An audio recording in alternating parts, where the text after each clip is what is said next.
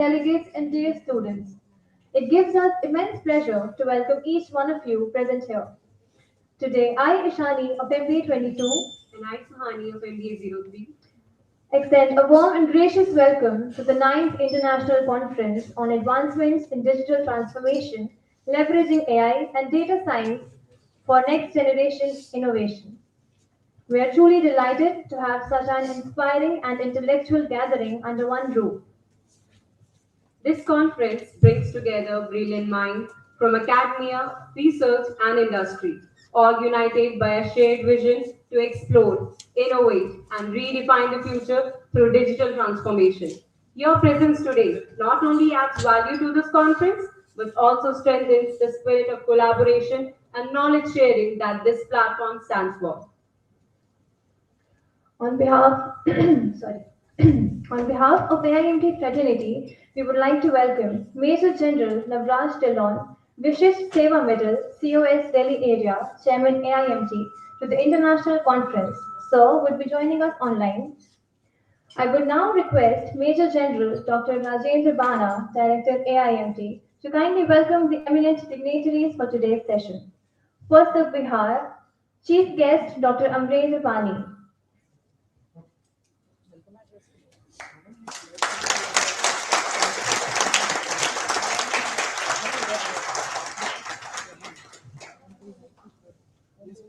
Thank you. Our keynote speaker, Mr. Ram Babu Mahato, Head of Department, Kathmandu Bernhardt College.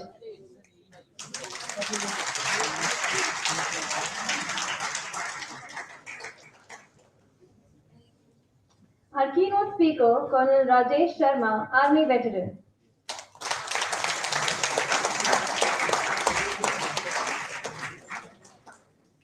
Our keynote speaker, Dr. Ibrahim Shoaib, Director of Research Association of Indian Universities.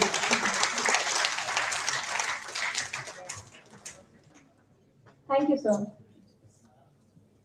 Now, I humbly request our honorable dignitaries to kindly come forward and grace the stage for lamp lighting ceremony.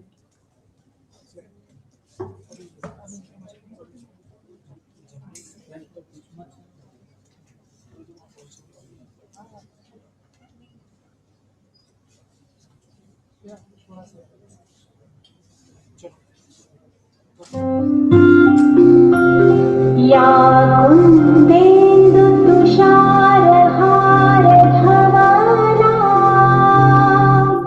या शुभ्रवस्त्रावृता या वीणावरदण्डमण्डितकरा या श्वेतपद्मासना या ब्रह्माच्युतशङ्कर प्रभृतिभिः देवैः सदा वन्दिता सा मां पातु Saraswati Bhagwati निःशेषजाड्यापहा. Thank you to all our esteemed dignitaries for illuminating the lamp and symbolically guiding us towards knowledge, wisdom, and success. Indeed, this beautiful beginning sets the tone for a day filled with meaningful discussions and inspiring insights. Now, I would like to welcome Dr. Priyanka Srivastav, convener International Conference 2026, to shed some light on the conference structure. Ma'am, please.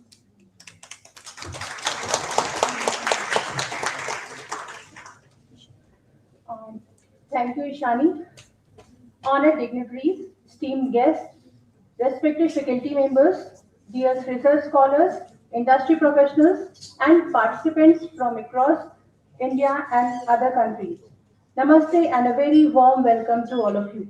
I, Dr. Priyanka Srivastav, convener of this prestigious conference, on behalf of Army Institute of Management and Technology, Greater Noida, and our esteemed academic partner, Kathmandu Bernhardt College, Tribhuvan University, Nepal, it's my great privilege to welcome you to the 9th International Conference on Advancements in Digital Transformation, leveraging AI and data science for next generation innovation. This two-day hybrid event, scheduled for 27th and 28th March 2026, brings together brilliant minds both physically on our campus and virtually from different parts of the country and abroad to deliberate one of the most transformative forces of our time, the convergence of artificial intelligence and data science with management practices.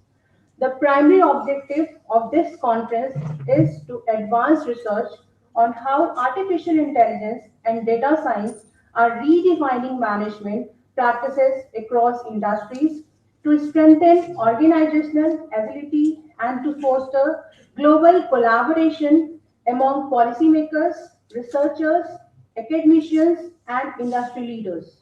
It is now my proud honor to introduce the distinguished dignitaries who have made who have accepted our invitation and will guide us with their wisdom.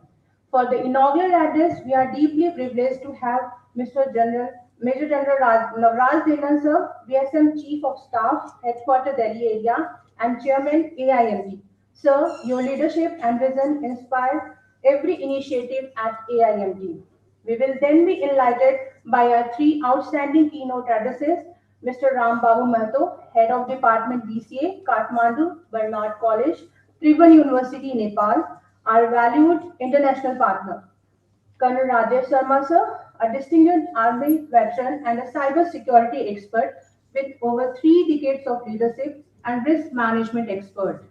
Dr. Ibrahim Shoaib, an academician with specialization in international and digital marketing and a notable exposure to global academic platforms. This will be followed by powerful thematic address by Dr. Sampa Banerjee, Executive Director, WSME and President, WICCI. We are also honored by the presence of our guest of honor, Lieutenant Colonel Victor, PhD Defense Military and Air attached to India and Bangladesh Embassy of Hungary. Our chief guest, Professor Dr. Amrendra Pani sir, Director in charge Research Association of Indian Universities, New Delhi. The conference will conclude with the valedictory address by Dr. Monica Sethi Sharma ma'am, Vice Chancellor, KK Modi University. We are also grateful for the continued patronage of Lieutenant General Bhavnish Kumar, AVSM, VSM GOC Headquarter Delhi area, and patron AIMT, and the constant guidance of our Director Sir, Major General Rajendra Bana Sir. The academic heart of this conference lies in its tracks and each addressing critical dimensions of digital transformation. These are the first track is AI in financial modeling and investment. Second, data-driven operation and supply chain management. Third, digital HRM and future of work. Fourth, next generation marketing and consumer insights. Fifth, digital strategy and organizational transformation. Sixth, digital governance, data ethics and regulation. Seventh, advanced methodology in digital research. Each track includes focused sub-themes that encourage interdisciplinary dialogue, practical applications, and forward-looking solutions. I'm extremely delighted to announce that we have received more than 100 high-quality research papers from institutions across India and abroad. This overwhelming response reflects the timeliness and relevance of our theme. The papers showcase innovative ideas, rigorous empirical studies, theoretical advancement, and compelling case studies. The selected papers will be considered for publication in peer-reviewed journals, Scopus Index journals, ABDC journals, and also the conference proceedings with ISBN. We will also honor the best paper and the best presentation award from each track of the conference. Ladies and gentlemen, this conference is more than an academic event. It is a movement towards responsible digital leadership. I now request all our esteemed dignitaries to join us on the stage as we begin with this enriching journey of knowledge, collaboration, and inspiration. Thank you, Janet.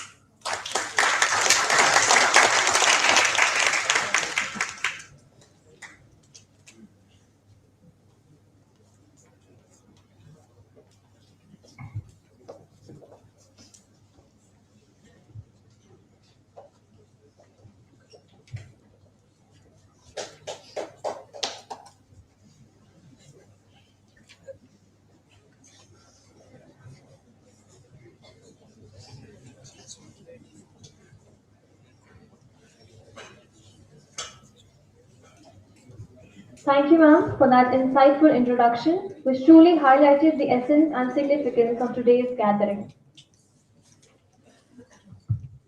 Every great event begins with a heartfelt welcome, and it's now time for us to hear from a visionary leader who has been instrumental in shaping this institution. It is our proud privilege to invite Major General Dr. Rajendra Bana, Director AIMT Greater Noida, to kindly deliver the welcome address for the conference. So please.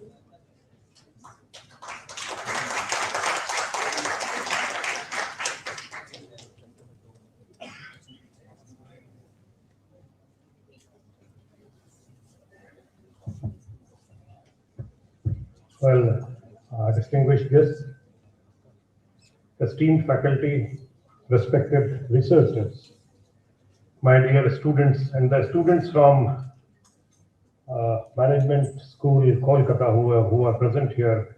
Can I say where are they sitting? Oh, tell you guys, welcome, special welcome to you all.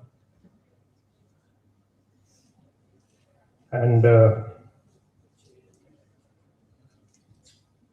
special welcome to the dignitaries and participants from our friendly foreign countries who are here, and we're one of the defense attaché from the Republic of Hungary who is also joining us. He's coming in a way. So a special welcome to friends and scholars from the friendly foreign countries, my dear students and all the participants. Namaste and a very good morning to all of you.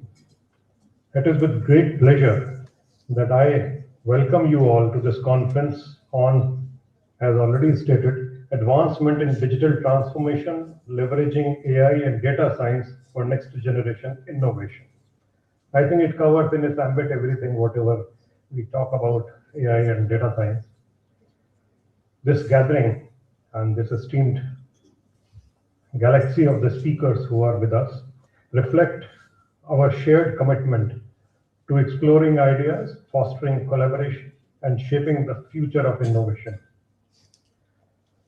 Well, today we stand at a defining moment in history, a moment where digital transformation is no longer a choice, but an absolute necessity for nations.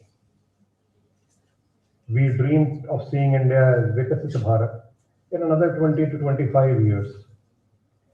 And yes, we will get this, we will get there. But the real question is how? How are we going to reach there in next 20 to 25 years, what has been decided by the nation, by our visionary leader? How are we going to? What is the way charted out? Any nation rises to strength and global leadership through certain key instruments. And one of the most powerful out of them is manufacturing. Now you must be thinking, conference is on AI, I am talking of manufacturing, but everything is interconnected.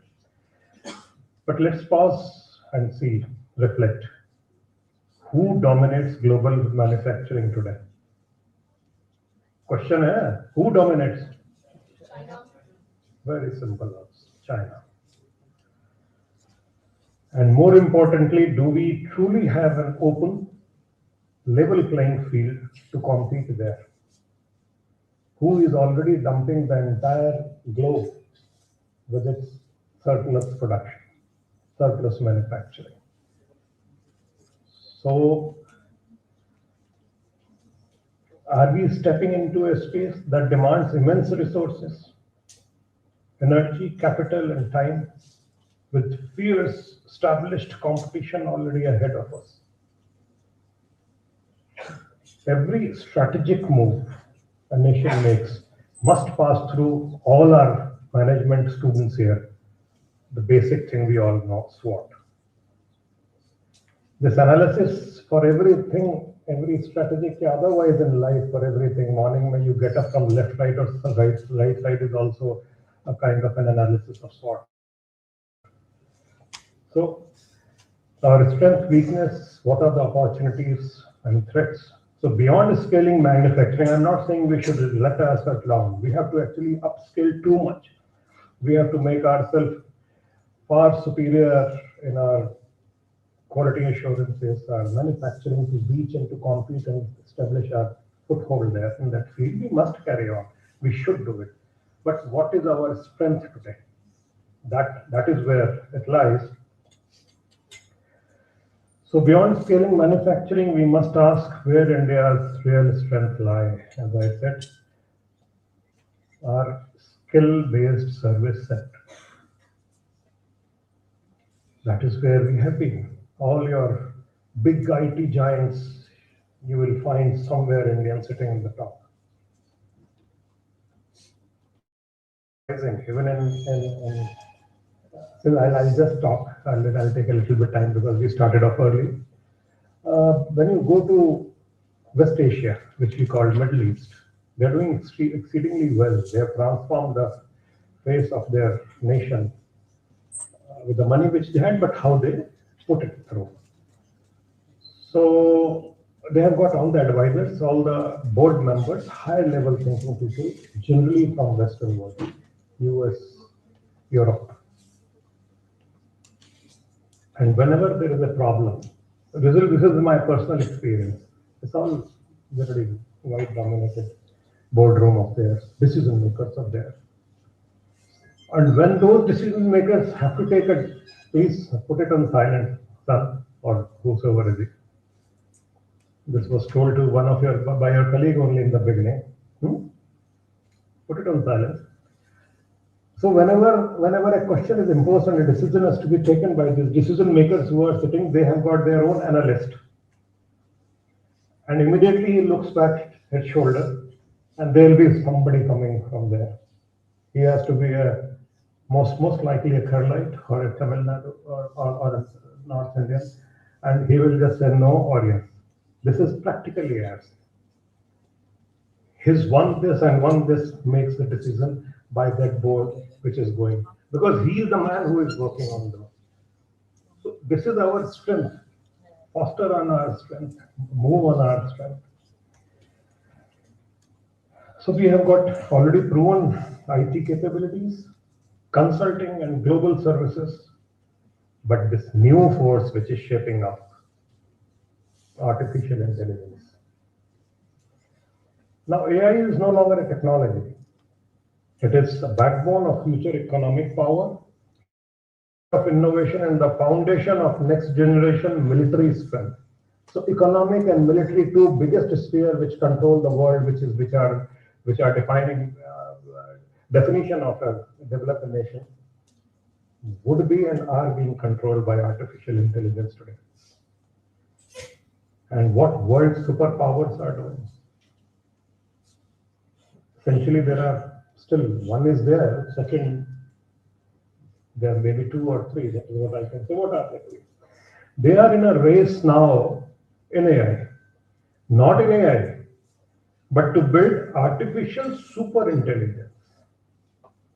Heard, ever read about it? Artificial super intelligence is a system that can learn, adapt, and improve themselves.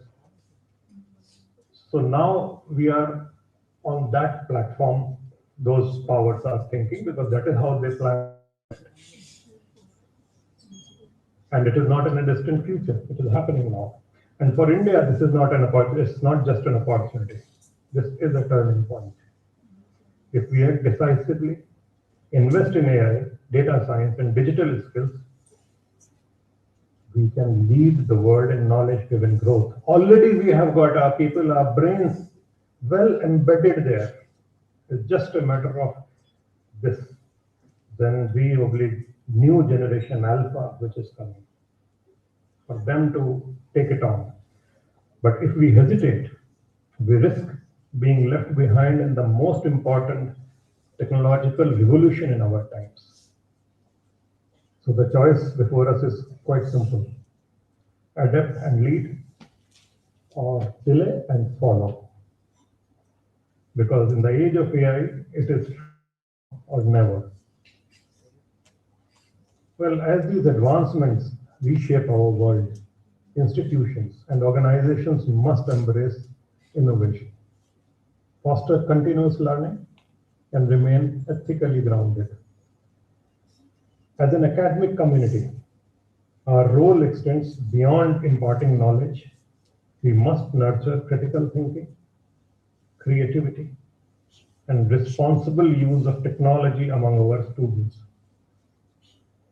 This conference provides a valuable platform for the scholars, practitioners, and students to exchange ideas, explore emerging trends, and address real-world challenges. We are honored to have distinguished experts amongst us whose insight will inspire and enrich our discussions.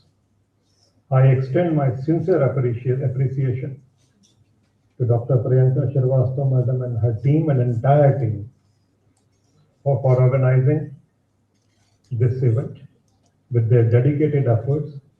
And I also thank my speakers and participants for their valuable time and contribution. As we step on this conference, let us reaffirm our commitment to using technology for the greater good, building a future that is innovative, inclusive, and ethically responsible. With these words, I once again welcome all the participants and wish this conference a great success with productive and enriching experience.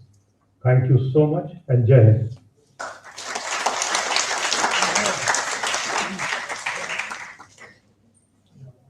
Thank you, sir, for your gracious and inspiring words. Now, for the inaugural address, I would like to introduce Major General Navraj Dillon, Vishisht Seva Medal, COS Headquarter Delhi Area, Chairman AIMT. Sir is an alumnus of NDA Khadakwasa and IMT Dehradun. Sir was commissioned into the 42nd Armored Regiment in December 1991. Being a third-generation Army officer, Sir is a graduate of Defence Service Staff College, Wellington, and has done the High Command course at Army War College, Mount. During his career, Sir has held various command, instructional, and staff appointments. Sir commanded 42nd Armored Regiment and 2nd Independent Armored Brigade. Sir has been a General Staff Officer, Grade 1 in Mountain Division, Colonel J.S. Planning in Command Headquarters, Director CAB at Integrated High Command, and BGS Ops in Corps Headquarters. In addition, Sir has held various instructor appointments and has been Commander ACCNS. He was GOC 71 area in Northern Command. Sir is also a recipient of Army Commander's Commendation. He was conferred with Vishisht Seva Medal in January 2025 for his distinguished service by the President of India. Now, Sir will be joining us online from Delhi headquarters and would be enlightening us with his words. Sir, please.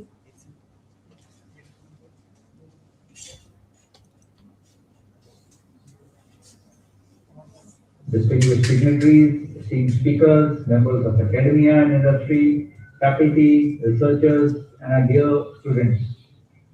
It gives me immense pleasure to welcome you all to the 9th International Conference on Advancements in Digital Transformation, Leveraging AI and Data Sciences for Next Generation Innovation 2026 at the Army Institute of Management and Technology, Greater Noida. This conference reflects our collective commitment to fostering dialogue, research, and innovation in an era defined by rapid technological evolution and digital disruption, as we are today seeing on a daily basis. Allow me to extend a warm and heartfelt welcome to our distinguished dignitaries who have graced this occasion with their presence. We are deeply honored to have with us our chief guest, Professor Dr. Amrinder Pani, Director at Research Association of Indian Universities, New Delhi, whose contributions to higher education and research are widely acknowledged. We are privileged to welcome Mr. Ram Babu Mato, HOD DCA, Kathmandu Bernhardt College at Tribhuvan University, Nepal, whose academic leadership and international perspective enrich this global platform. We also extend a special invite and welcome to our guest of honor, Lieutenant Colonel Victor Airdesh, PhD, Defense, Military and Air Attaché at India and Bangladesh, Embassy of Hungary, whose presence reflects the growing importance of international collaboration. We are honored to have with us our eminent speakers, Colonel Rajesh Sharma, Dr. Ibrahim Shoaib, and Dr. Sampa Banerjee, Executive Director, WSME, and President, WICCI, each of whom bring invaluable expertise and insights across varied domains. On behalf of the AIMT fraternity, I extend a sincere gratitude to all our speakers, delegates, academicians, researchers, and participants for being part of this important academic gathering. Your presence here reflects a shared commitment to advancing knowledge and shaping the future of digital transformation. The theme for this conference, I feel, is both timely and transformative. And without taking too much of your time, I extend my best wishes to all participants for a productive and enriching discussion over the next 2 days, for which I wish you all the very best. Thank you and Jai Hind.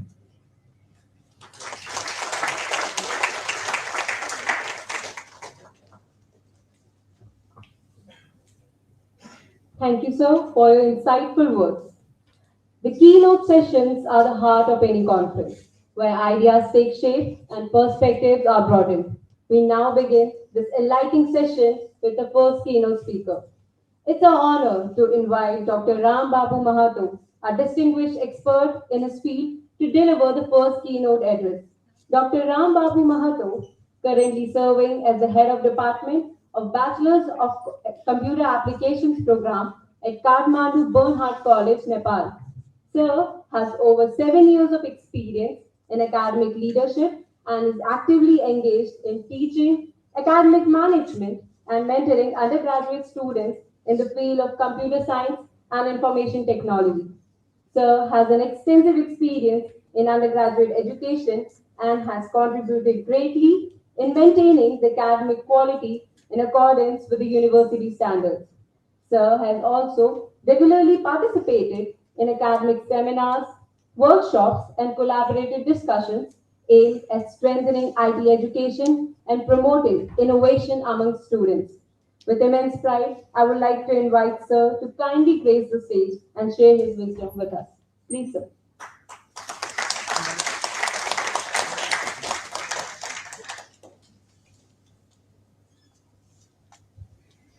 Thank you. Distinguished dignitaries, esteemed scholars, respected organizers, and valued participants, it is a profound honor to present this keynote message on behalf of the campus chief of Kathmandu Bernhardt College on the auspicious occasion of the 9th International Conference on Advancement in Digital Transformations, Leveraging Artificial Intelligence and Data Science for Next Generation's Innovations 2026, organized by the Army Institute of Management and Technology, Greater Noida, on the 27th and 28th of March 2026.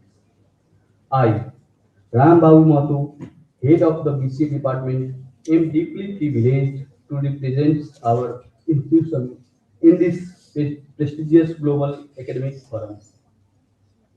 This conference represents a confluence of visionary ideas, intellectual rigor, and transformative innovation. In an era defined by unprecedented technological evolutions, the integrations of artificial intelligence and data science has redefined the contours of knowledge, industry, and governance. The theme of this conference resonates profoundly with our shared aspirations to harness digital transformations for inclusive and sustainable development. Kathmandu Bernhardt College stands as a beacon of academic excellence, guided by a culture of integrity, innovations, and inclusivity. Our institutional ethos is deeply rooted in fostering a learner-centered environment that encourages critical inquiry, ethical responsibility, and lifelong learning.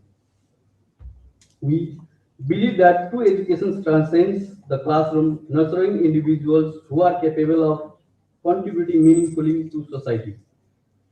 Our college proudly holds the distinction of being among the first college to achieve quality assurance accreditations reflecting our unwavering commitments to maintaining the highest academic and institutional standards.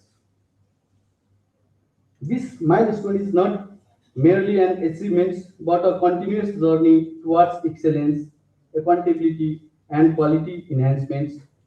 Currently, Kathmandu Bernhardt College is actively engaged in the second cycle of QAA as guided by the University Grant Commissions of Nepal.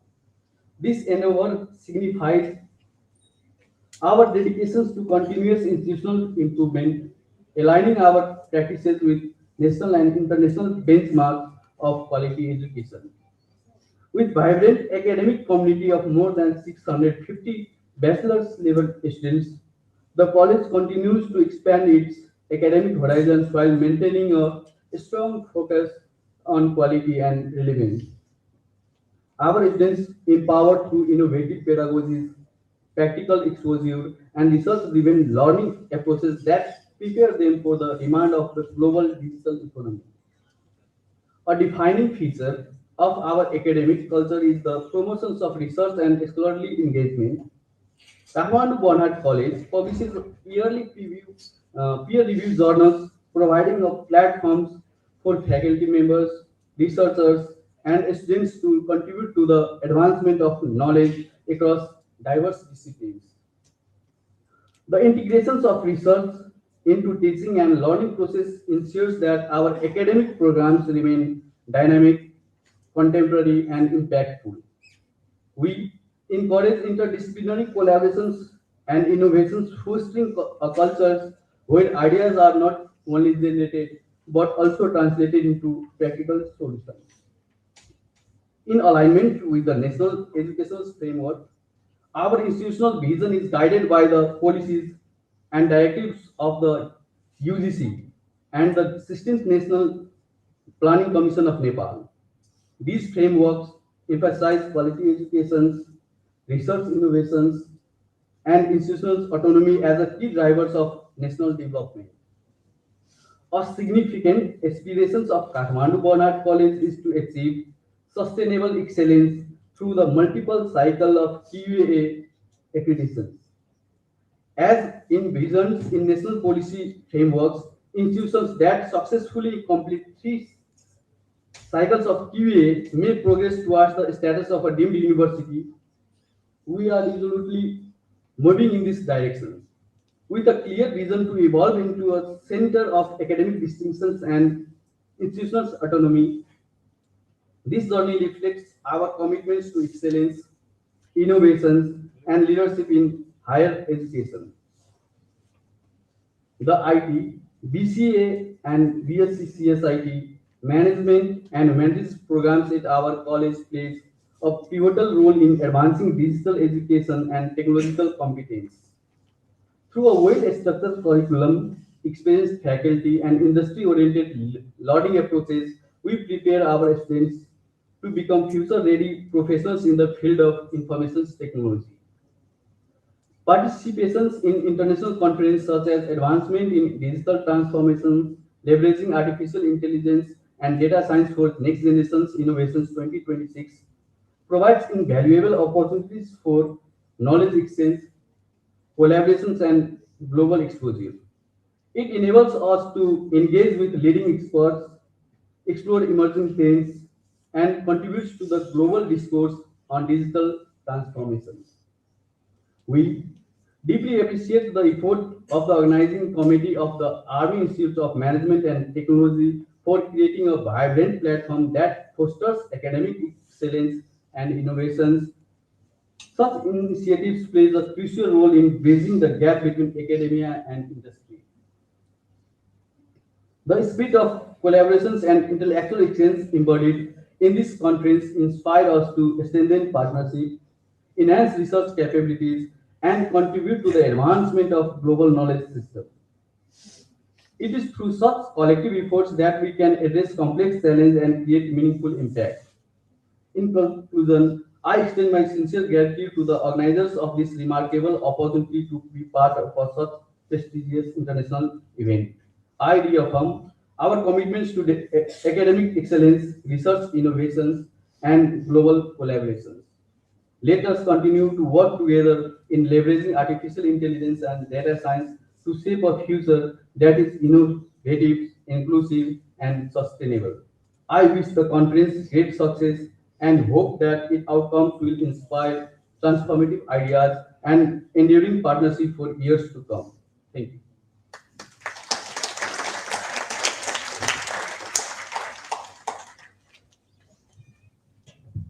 Thank you, Shaw, for sharing such valuable insights and setting a strong foundation for today's discussion. Continuing with the session, we now invite Colonel Rajesh Sharma to address the gathering. It's a matter of great honor and privilege to introduce our esteemed speaker, Colonel Rajesh Sharma, a distinguished Army veteran and an accomplished professional with an exceptional career spanning over 38 years. He has served the Indian Army with dedication and excellence for 24 years in the Army Ordnance Corps, where he held key leadership roles in operations, administration, inventory management, and security. Sir has seamlessly transitioned into the corporate world where he spent over 14 years making significant contributions in the field of cybersecurity, information security, risk management, and regulatory compliances. Sir has an extensive experience in implementing global standards such as ISO 27001 and conducting critical audits. Now, I respectfully invite Colonel Rajesh Sharma to please step forward and address the gathering. Please, sir.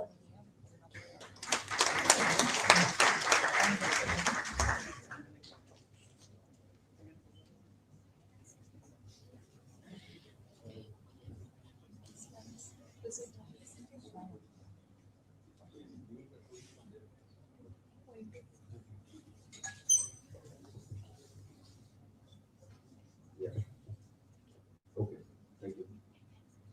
Good morning, esteemed guests who are here, Director AIMT, all the faculty members, and the students. It's a privilege for me to be standing here and be part of this wonderful conference which is there, and also contribute my bit. And again, I'm very happy that I had opportunity to be part of the institute when I conducted few of the sessions for the students. And this is a topic which has now become close to me as we see as we move forward. And therefore, I took this opportunity to talk on this aspect of governance frameworks. We know that all these organizations which are there today are, firstly, they were driven by data. And then now we have this imposition of AI over the data which is there. And therefore, it becomes very important as we move forward in this particular dimension which is there, that the governance framework should be there in place. So I shall be having a small presentation when I try and cover some key areas which are there, which are related to governance of these AI and data-driven organizations. So see what is happening now. Why should we be worrying about or looking at this particular aspect of governance? Okay. We are using AI systems already across the world, which are there in banking sector. Then we have the healthcare diagnostics, digital services across the country and the world. Then we have recruitment systems where AI systems are used for maybe selecting candidates or then autonomous decision making, which is becoming a very much part of it as we see as we move forward. As the director also mentioned that now we are going for super artificial intelligence. And the key concerns that come up when we look at AI, when we look at data-driven decisions, the key concerns that come up are the biases that could get created, the violations that could take place in the privacy. Then is there could be lack of transparency. Black box systems are there. The transparency, we don't actually know who is taking the decision. Then we have gaps for accountability. Who is responsible? Who should be held responsible for the consequences? And also failures of the model. So these are some important areas which I kept. That is just to be highlighted important aspect of how these AI is influencing our day-to-day life today, as well as why is the governance important in this particular area. So we look at some important pillars which are there in AI governance. It is very important to see, like as you see here, this AI system which are there, they should be ethical. Today, one very important thing that is coming up is things should be ethical. They should be there for the welfare. They should not be violating any norms which are there. Then is they should be transparent. This is again with this use of AI, it is something which is happening that we actually don't know what happened when the decision was taken. Then accountabilities, this is something which is very important. The people should be responsible for doing, and also accountability comes in when we are responsible for the consequences of the action that were taken. It should be secure. The data should be protected. It should be not easy to be leaked or access to anyone which is there. I hope, yeah, that's fine. And then the last thing that comes up is it should be compliant with all the laws and regulations which are there. These are some very critical things which are there when we look at AI frameworks. And these governance dimensions which are there, where all this thing applies. We come to the data governance. This is something which is very important, which is also covered in the with the MBA data analytics as AIMT. This is something which is very important. Then we come on to the nature of models. We create a model to handle the data. Again, this model governance comes into place there. Important area is risk management. Risk is there everywhere, as we say, even when we travel in a day-to-day journeys, also when we are traveling and all, doing any activity, risk is there. And therefore, when we look at processing of data, collection of data, processing of data, distribution of data, protection of data, there are risks which are involved at each and every place. Then we come on to one very important thing again, we come back to ethics. Is the data which is being used, are the decisions that are coming, are they ethical? Are they there for the betterment of people? And finally, again, we go back to the framework which is related to governance. Okay, regulatory compliances, they should be there, we should be following, we should be aware of what are the requirements of the regulations which are there, the different regulations, we see that briefly, and we should follow them properly to prevent any breaches or any violations of this regulation which are there. And then we come on to this few core pillars of AI governance which are there. So this point, some of these areas you will find they will keep on coming again because we cannot ignore them. Okay. So first is accountability. Clear roles and responsibilities, and also responsibility for the consequences. If something happens, whether it is good or bad, one should be knowing as to who is the person who is accountable for it. Responsibility is something when we look at the roles and responsibilities, who will do it. Consequences is something, as I said again, goes good is very fine, but the point is who is to be held responsible if it goes wrong. Something goes wrong. That accountability plays a very important role there. Transparency, fairness. This is something which is very important. There should be no biases, and all the data which is being used, the governance framework which is there, it should be coming up with fair and outputs which are there. Then we come to, again, we go back to the privacy, something which is very critical today. And security is the information system which is there, the data system which is there in the organization. It should be secure. It should be not vulnerable to external threats which could be there. Additional pillars which are very important again, which are there, which are supporting these five main pillars, they become the human also. See, what is happening is we are getting more and more dependent on the machine, on the systems that we are using. That human, in such cases, it is very important for the human oversight. Like if you just take an example, like something that happened about 2.5 years back, when Israel got attacked, they were taken by surprise. So the dependence on the system that were deployed, the Iron Dome system, that I'm just giving this example because unfortunately we still have a similar situation across the world when the West Asia is on a boil and things are totally uncertain, and the risk is tremendous to each and every aspect of our life. So what happened? Too much the dependence on the system. What is the output that is coming from there? What is this processing was there, in which unfortunately it was a tremendous breach of the security which was there. So that human oversight, people should be there to be looking at the outputs that are coming from the system, what it is giving, interpret it appropriately, and then use a discretion as to what we should be doing. This is something which is very important. Again, as I said, risk management, this is a very critical field when we should be looking at this.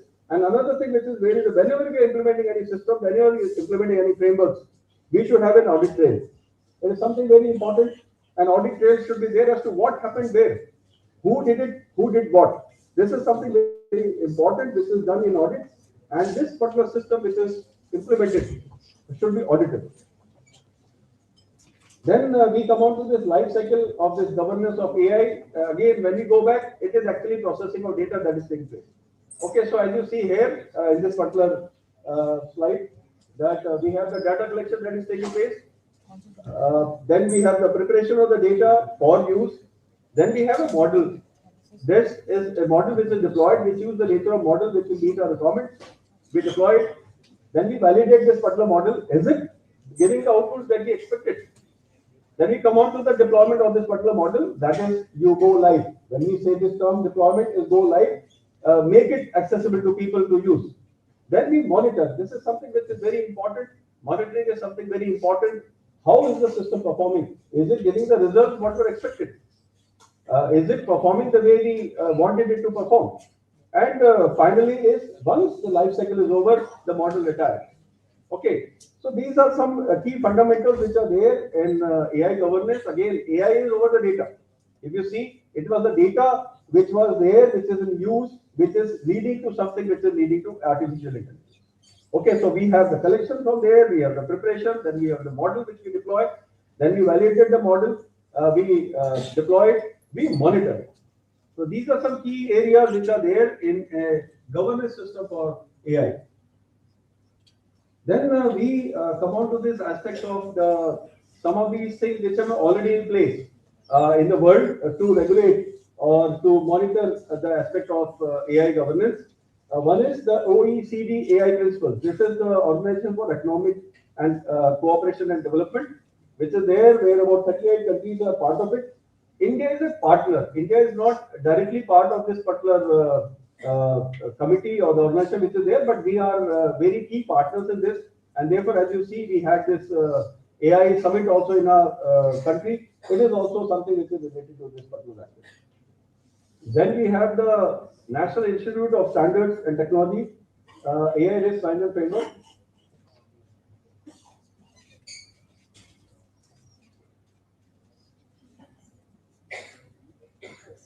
And then we have one framework which is there, ISO 42001. This is the global framework ISO, which is there on artificial intelligence management. Then we also have the European Union. So here I just collected some of the ones which are already there in place and which are global standards which are there, which are followed. Now I'll just come to this. As you see here, the OECD AI principles. This was done in 2019. You see, we are in 26. About 7 years back, already these things were thought of. People were looking at this, how it will be used, how it will be coming up, and therefore they came up with this particular framework, which is followed by the organizations which are there. Important part is inclusive growth, sustainable development, and well-being. Always the human factor remains. If you say this kind of things, these kind of models which are there, they should be involving human beings. It should be for the betterment of human beings. Then again, next point that comes up is human-centered values and equity. This is something again very important, that all this development that is taking place, all the frameworks that are there, all the data that is being processed should be human-centered. Then is important thing again, we come back, that is transparency and explainability. When we say explainability, we should be able to explain as to what happened. What is the model that I chose? What is the action that took place? When I gave it some inputs, what is it that was processed which gave it the output? Then we come to robustness of security and safety. Now this is what we look at information security. The system should be secure. Then is accountability. These points will keep on, as I said again, the pillars which are there, 7 pillars, and the overriding factors, all the supporting pillars which are there. These will come in any of these framework which is there. Okay, so as you see, the OECD AI principles are human-centric. The more important thing is we should not forget the human being. Whose data is being processed? After all, see, if you see, when things are happening, it is all related to us. Otherwise, the data has got no relevance.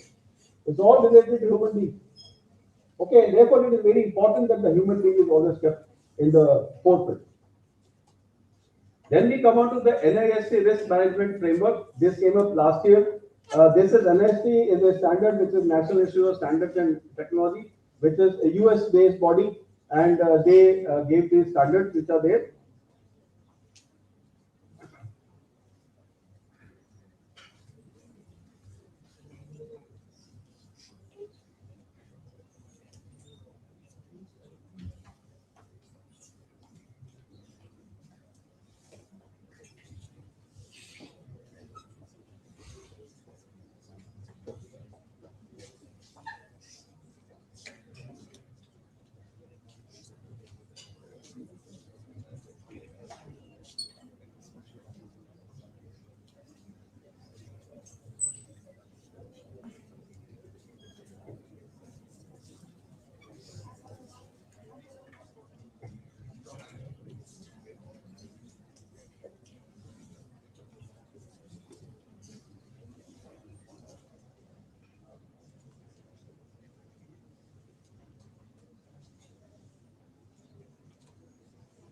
Yeah, so welcome to the guests who just joined us.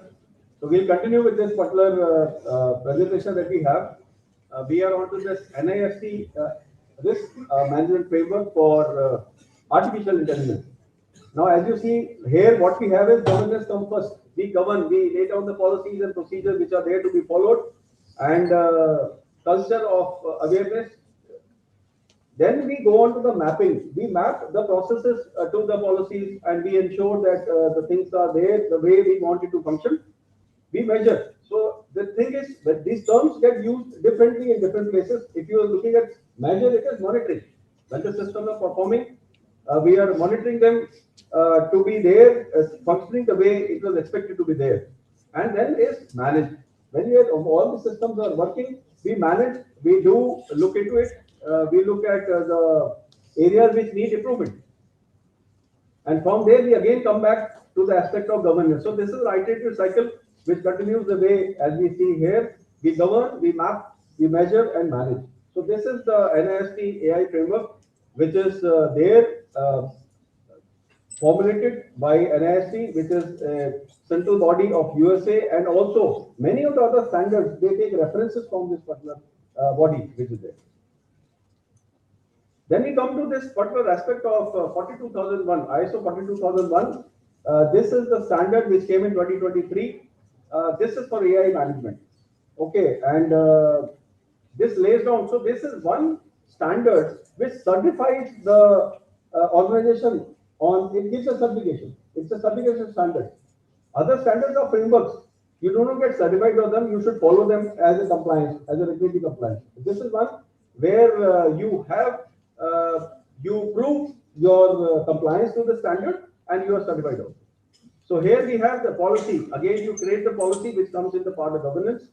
Then you do the risk management. This is again very important, central to almost each and every governance framework which is there. Then you look at the different risks which will be there to the data, to the people, to the infrastructure, to the processes. You look at that, and also you look at the measure that you implemented, and then you also look at the measures which you need to take care of to mitigate those particular risks.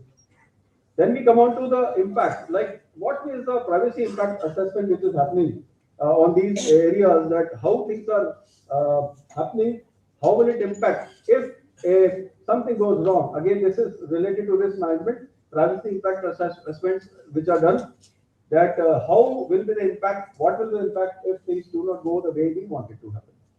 Again, this comes up as human oversight. Again, it is very important, all the systems which are performing, they should be, the oversight of human beings should always be there on that. We should not totally rely or totally be dependent on the system which are there.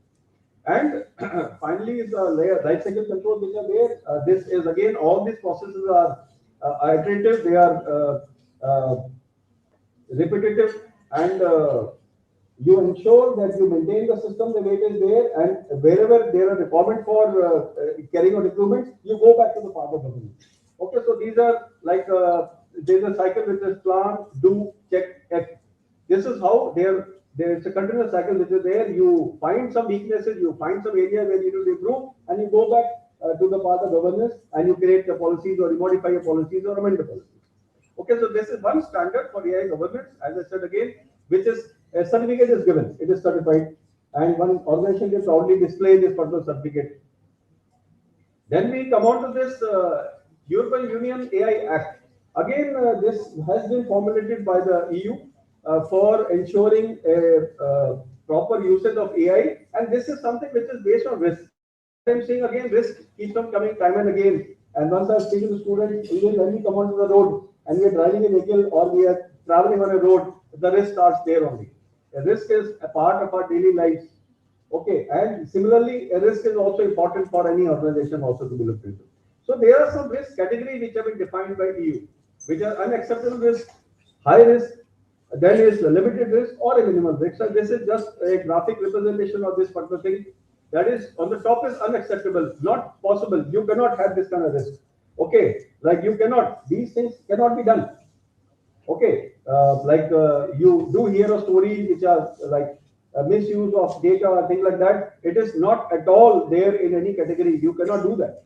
Then is come to things which are high risk activities which are regulated. Especially when it comes into things like medical services, banking, financial services. Okay, so these are some very important areas where you have to have regulations in place to ensure that the risks are managed.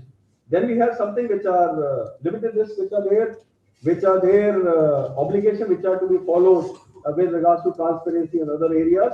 And finally, you have minimum risk, something which is permitted, something that is permitted. So this is a pyramid that is there. This is the EU Act on AI is looking more from the risk-based perspective. Unacceptable, one should not be doing it. The usage of AI should always be ethical. Okay, the point again go back to the ethical and human-centered thing. Then we come on to this important area in our country. You would have been knowing that we are also doing a lot in our country on this particular area. And it has been happening for a long time. So we have the key institutions which are there is the NITI Aayog, which is there in our country. Then we have the MeitY, that is the Ministry of Electronics and Information Technology. And one important regulator, which is the Reserve Bank of India.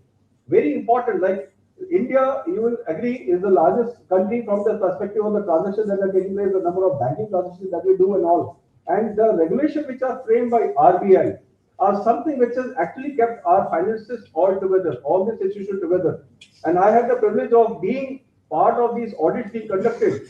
So that way, RBI actually has given very wonderful framework which are there for information security and data protection, as well as ensuring that the financial transactions are safe. So these are the things which are there. And then the areas which are of focus are again responsible AI. The responsible usage of AI should be in a responsible manner. Then data protection and sector-specific regulations are there.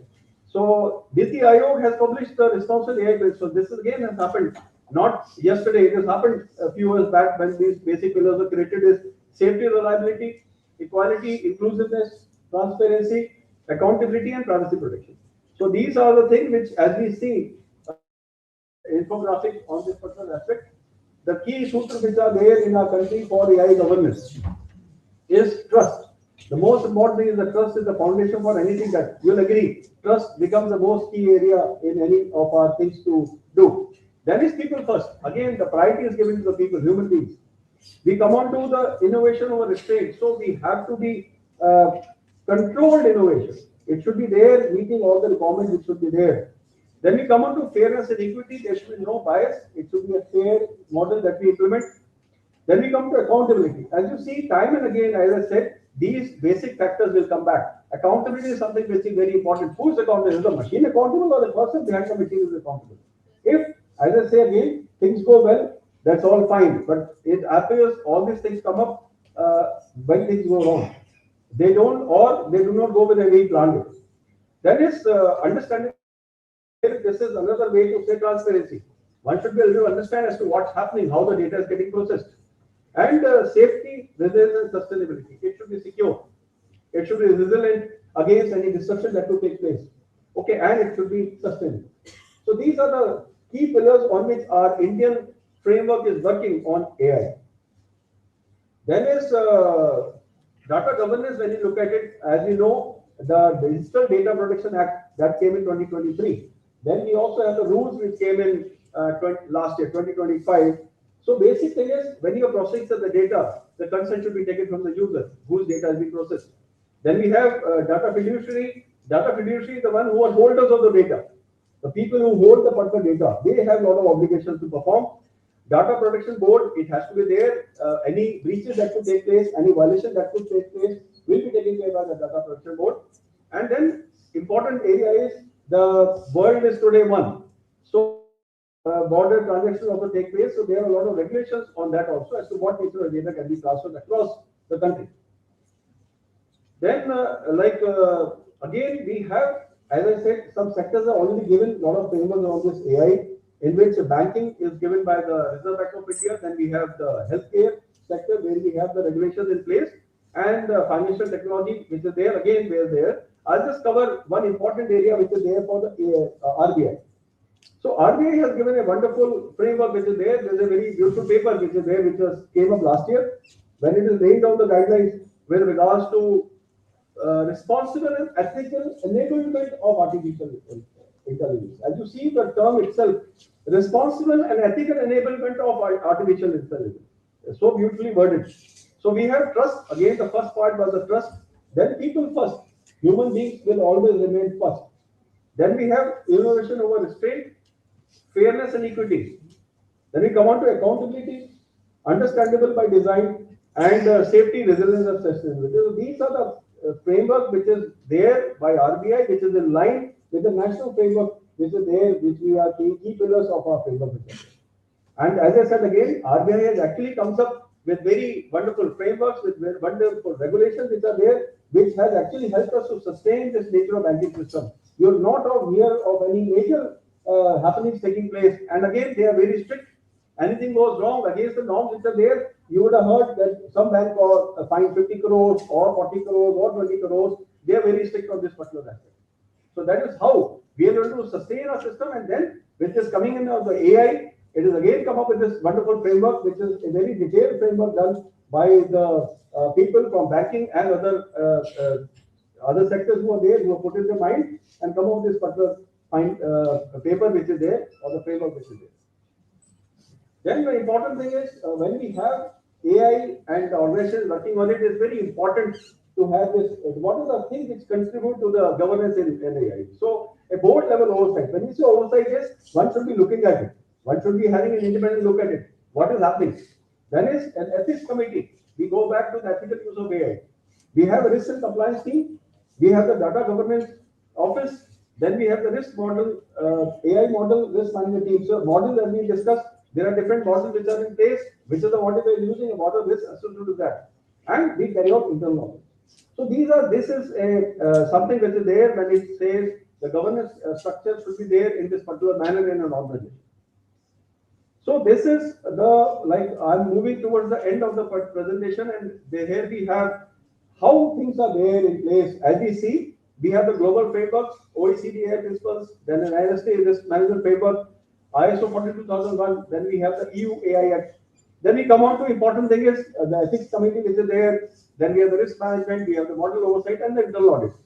Then we come on to data protection and privacy and the regulatory bodies. Now these regulatory bodies are the Indian body which are already working on these areas, and we do already have regulations in place to ensure a justifiable and ethical and human-centered usage of AI.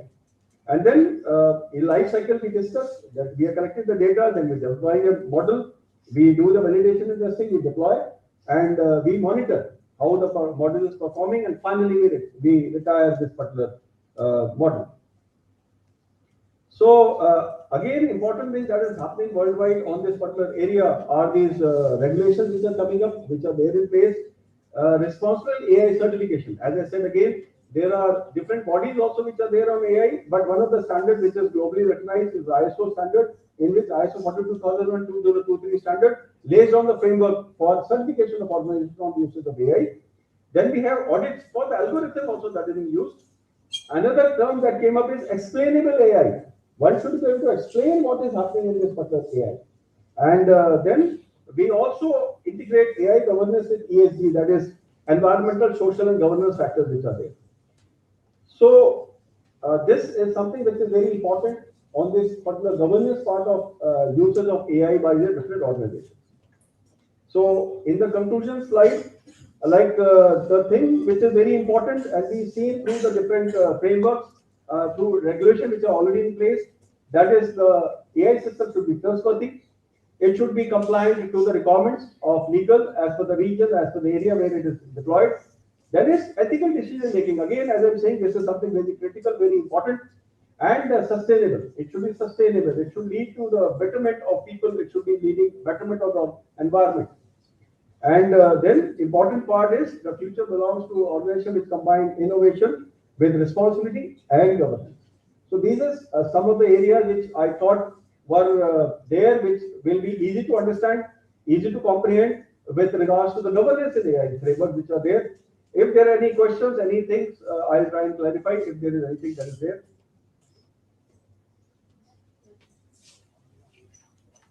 So we have Q&A after the sessions. Okay, fine. So thank you very much, Jai. Thank you.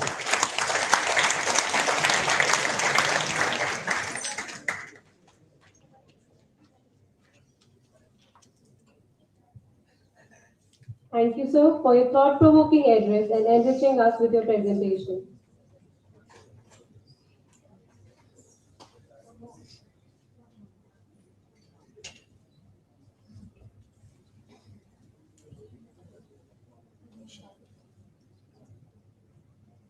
Before moving forward, I would request Director Sir to kindly welcome our guest, Dr. Diana Daxi, First Secretary, Science and Technology, Embassy of Hungary.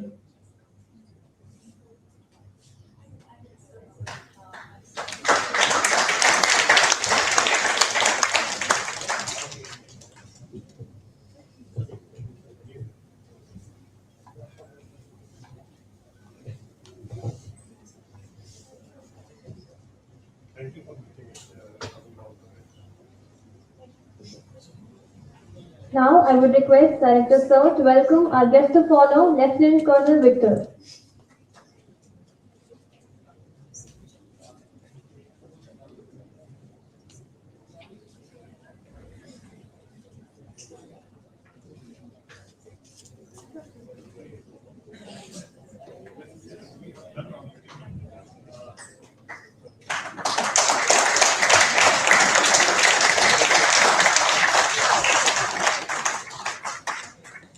Thank you, sir. And our thematic speaker for the day, Dr. Sampa Banerjee, Executive Director of World Association of Small and Medium Enterprises.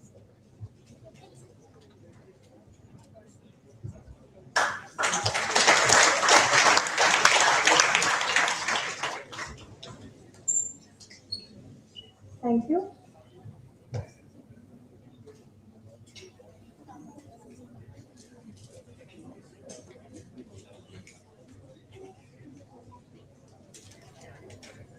We now move forward to our next keynote speaker, Dr. Ibrahim Shoaib.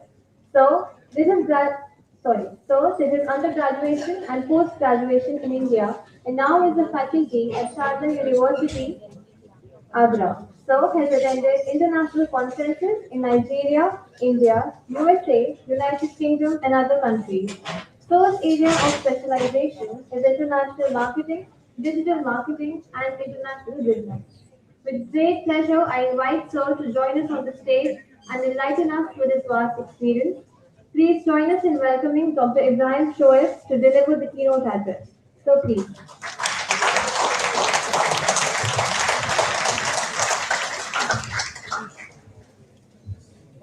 Thank you so much for having me here. Distinguished guests, dignitaries of the dais and on the dais, scholars, faculties members, and my dear student. It's a great honor for me to be part of this great 9th international conference from this wonderful institution to share my experience and my thoughts on the theme, especially on the artificial intelligence. As you all know, you are all mostly here is management student here, both BBAO and MBA, right? Yes. So why this maybe international AI is very important to you as a BBA student or as an MBA student? As you all know, the BBA and the MBA, mostly we are dealing with the, what? We are dealing with most of the things that are happening with our day-to-day lives.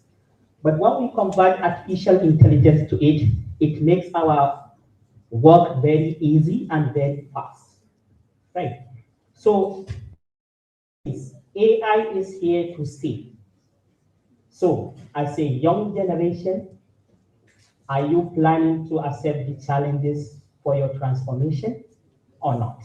That is a big question mark. Transformation, you have to, if you are living on this earth, right? But the artificial intelligence is the future. Are you ready for the future? That is the question which you have to ask yourself. Luckily for you, you are from army background, which you know army is the discipline standard of the whole country. When you say army, that means you are discipline and character. when you describe army in 1 to 2 sentences. So AI is there for you to face the challenges of tomorrow. So with this AI, of things to do. There are a lot of transformation which is required from you as a BBA or MBA student or a management as a whole. So with that, not everything you can learn in classrooms. You have to think outside the box. You have to think by attending conferences, seminars, and most especially to have some skills that will govern your actions. What are those skills that are there? The AI tools, which every day you open your TV, your social media, you will see a lot of AI tools are there. Because mostly we have been progressing. So you have to catch up the trend if you want to succeed. Because the firms now are looking for people with productivity and those with skills, apart from what you have learned. What are other skills you have? Most of the firms, that is what they are looking for. What are other skills that you have? Are you good in AI, maybe data analytics or business analytics, or something that you see is unique and is going to be acceptable in the firm? Without that, no firm is going to be maybe grant you employment or something like that, because the world is moving very fast. If you look at around you now, what is happening, the trend starts after COVID-19. What happened during the lockdown? Many apps comes into being. Like, for maybe online classrooms are there, even no need for you to go to the class, you can just attend it online. So there are a lot of things. Also, this thing that is happening global, what is happening in the Middle East or something like that, something might emerge after the war. So are you ready to take the challenge? That is a big question. So as a student, I'm advising you to think about outside the box by involving yourself in some skills, maybe digital marketing skills, maybe data analytics skills, or something artificial intelligence. But artificial intelligence mostly, if the way I understand it, you have to have two things. One is the algorithm part, and the other one is the business aspect model. Right? That is what I do understand. So the algorithm part, that is where the collaboration will come. You have to collaborate with those people from the engineering background. Because when you are talking artificial intelligence, we have talking about model using the AIs. And the AIs mostly you have to be in the engineering because of the coding algorithm part, you have to collaborate with those things. Right? So 15 years or 10 years down the line, maybe classrooms will be obsolete. It's going to be gone. Maybe. That's my imagination. Why? Because there is also classroom, online classroom is there using the Google Classroom, right? Most of you have heard of it. Maybe the Google Classroom where you can submit your assignment, everything will be taught there. So that is how the trend of AI driven on all the sectors. But if you want to succeed and transform yourself, you have to start from your bed. After you finish your maybe after you wake up from sleep, are you laying your bed properly? That is the discipline you have to put in yourself. You have to start from little, from somewhere. If you want to change the world, you have to start from your bed. If you really want to change the world, you have to start from your bed. You have to be ethical. Right? You have to be more resilient and more willing to learn. Learn, you cannot stop learning till the day you die, you leave the earth. So everything is being transformed gradually. So my advice to you, mostly the students who are here, is that you have to think of what you can do for your country, not what the country can do for you. That is the United States President quotation. Think of what you can do for your country, not what the country can do for you. As you all know, the India has given the standard of 2027, the mission 2047, mission 2047. What is that mission all about? Yes, they are targeting $1 trillion economy. So are you ready to face the challenge to be on the train of that mission or not. So that is very good of you. So you have to, what are the ways that you can follow to achieve that? You are young. That is Startup India is there. Lot of things the government has there for you to take use of it, take advantage of those things so that the mission will be accomplished. Although you will face challenges, everything has to come with price. You will face challenges, but dedication, resilience, and hard work, it will pay at the end of the day. Right? So that is what the mission is. This. What maybe you see the international business, what is happening around you also, that is destruction of the trade. What is that destruction? How it will impact you, positively or negatively. Everything that you have, all events, it will directly or indirectly affect you or your country. So, but first you have to be human. My advice to you, best you have to be human, and then you have to see what you can do to contribute your quota to the development of the society and where you live and the entire world at large. Right. So having said that, with the advent of the artificial intelligence, it works, make many works easy. Many works are finding it very simply because what? The life is becoming more complex. No time. No time. Before you know it, you will see that maybe the day is there, night is there. So life is becoming more complex. So you as a BBA student or as an MBA student is a really challenge for you because some of you are economics. That economics has to come with some driving forces, which this artificial intelligence will help you to navigate your way. Right? This artificial intelligence, these tools are there for you in order to simplify the working activities or the working activities of the company or the where you are working for. Most of you know the supply chain model. Most of you have, maybe you have not the supply chain model by portal, you know.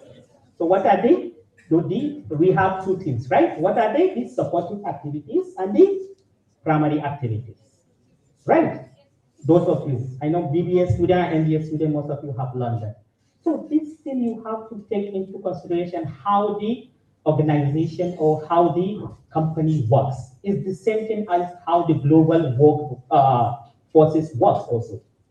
Something that you see in the organization is that a system. Like your school is a system which you have to follow, you have to give many things. Like the way the world is a system. It's a system that was designed on how trade is being done, on how things are being happening. Nothing happened for coincidence. Nothing happened for that. It has a reason for that. Everything mostly is a zero-sum game.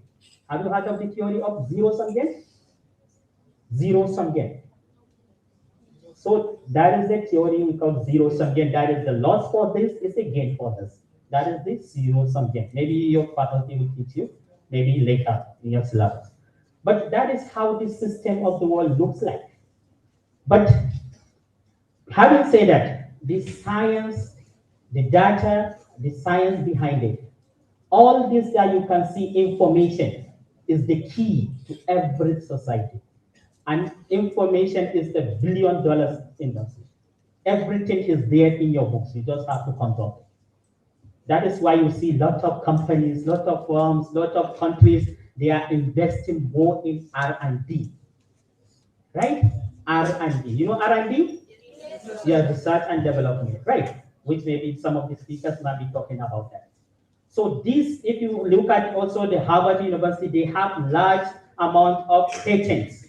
IPR, right? What is IPR? You know all what is IPR. But now the government has pulled out some of the maybe fund for that research and development. But the Indian government is trying to import more sensitive things, maybe more funds in R&D. Because with only that, then the mission of 2047 can be accomplished. Young minds are there. You have the manpower. You have the potential. So you can reach your goals, okay? But you be part of the people that will transform this system, that transform the society.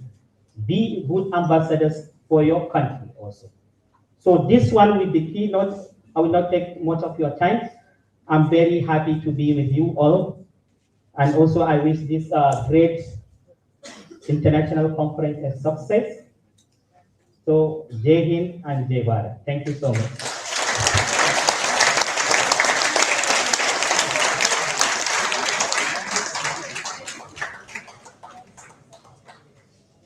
Thank you, sir, for your insightful work. It was truly inspiring.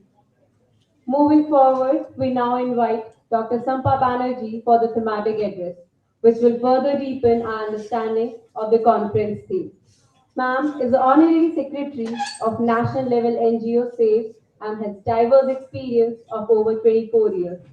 She is a member of various prestigious associations spreading communities, civil societies, and various ministries.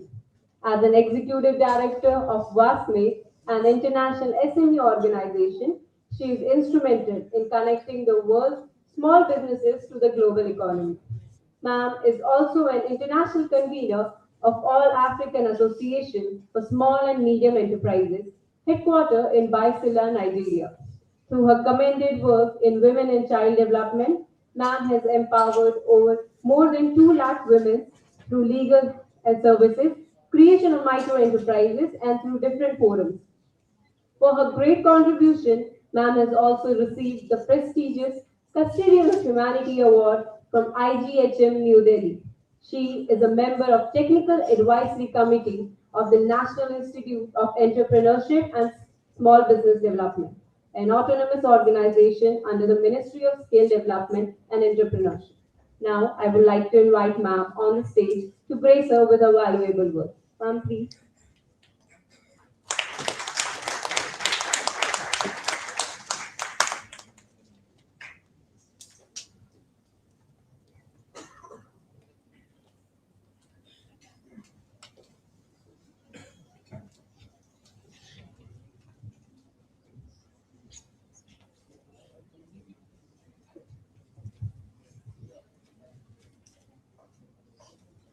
All the dignitaries present here on and off the dais,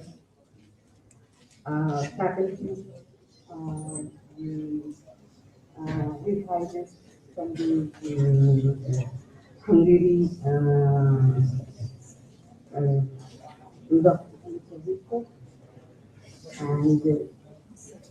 all the protocols being observed.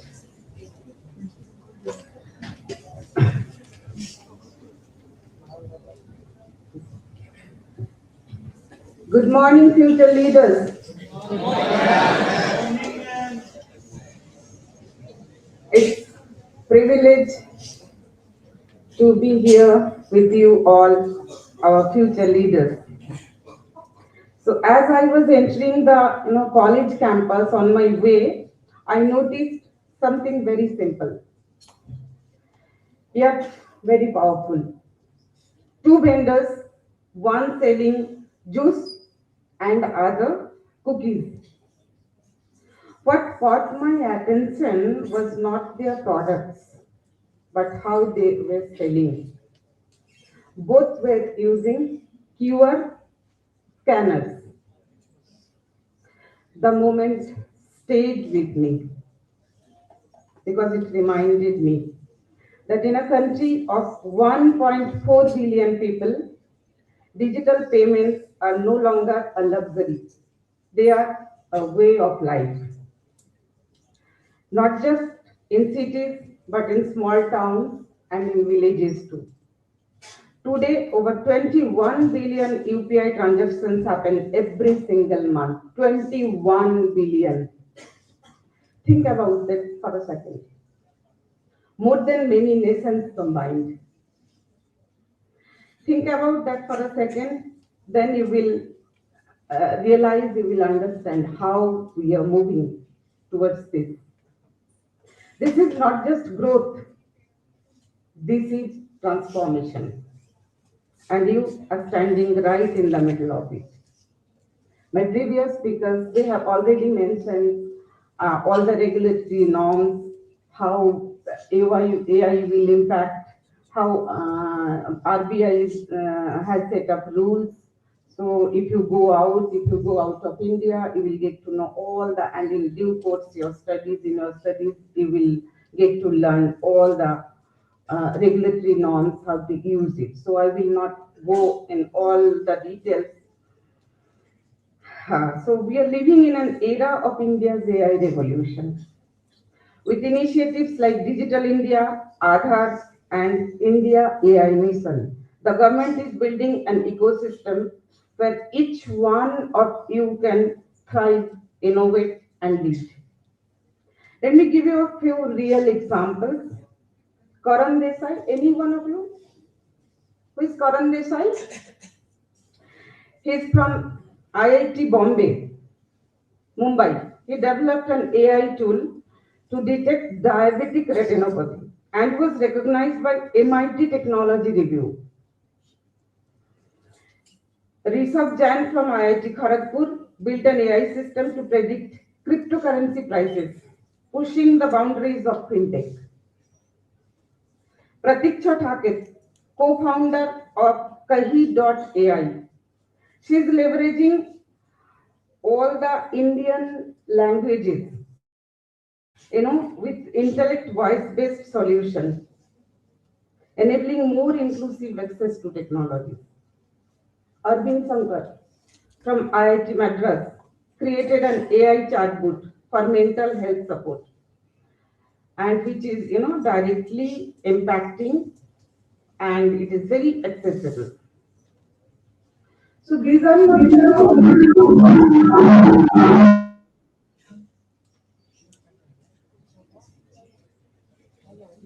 just projects. These are solutions.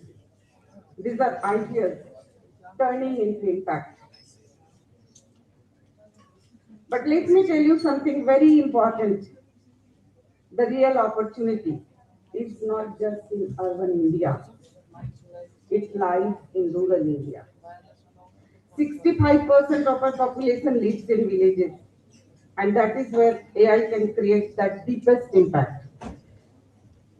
Imagine this, AI-powered agriculture, where farmers can predict weather patterns, monitor crops, and increase yield while reducing waste.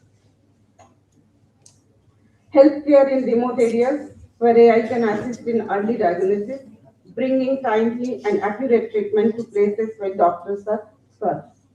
So I'll give you an example. I represent one organization, WASME, World Association for Small and Medium Enterprises. So it has worldwide network. And in the year 2016, we introduced a technology through this system that treatment can be done. A person sitting in urban area hospital, in a high-tech hospital, and in our local PHSC, the doctor, he will connect here with the patient with all the reports, and the patient will get treated there in the remote area.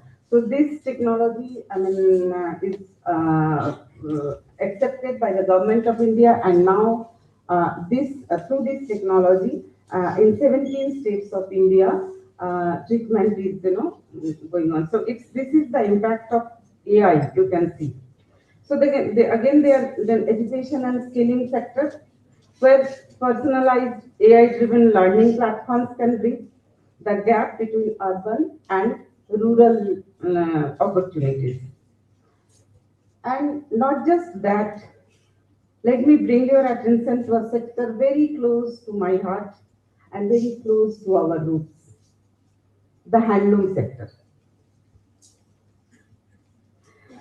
One of the India's oldest culturally rich industries, but today it faces serious challenges.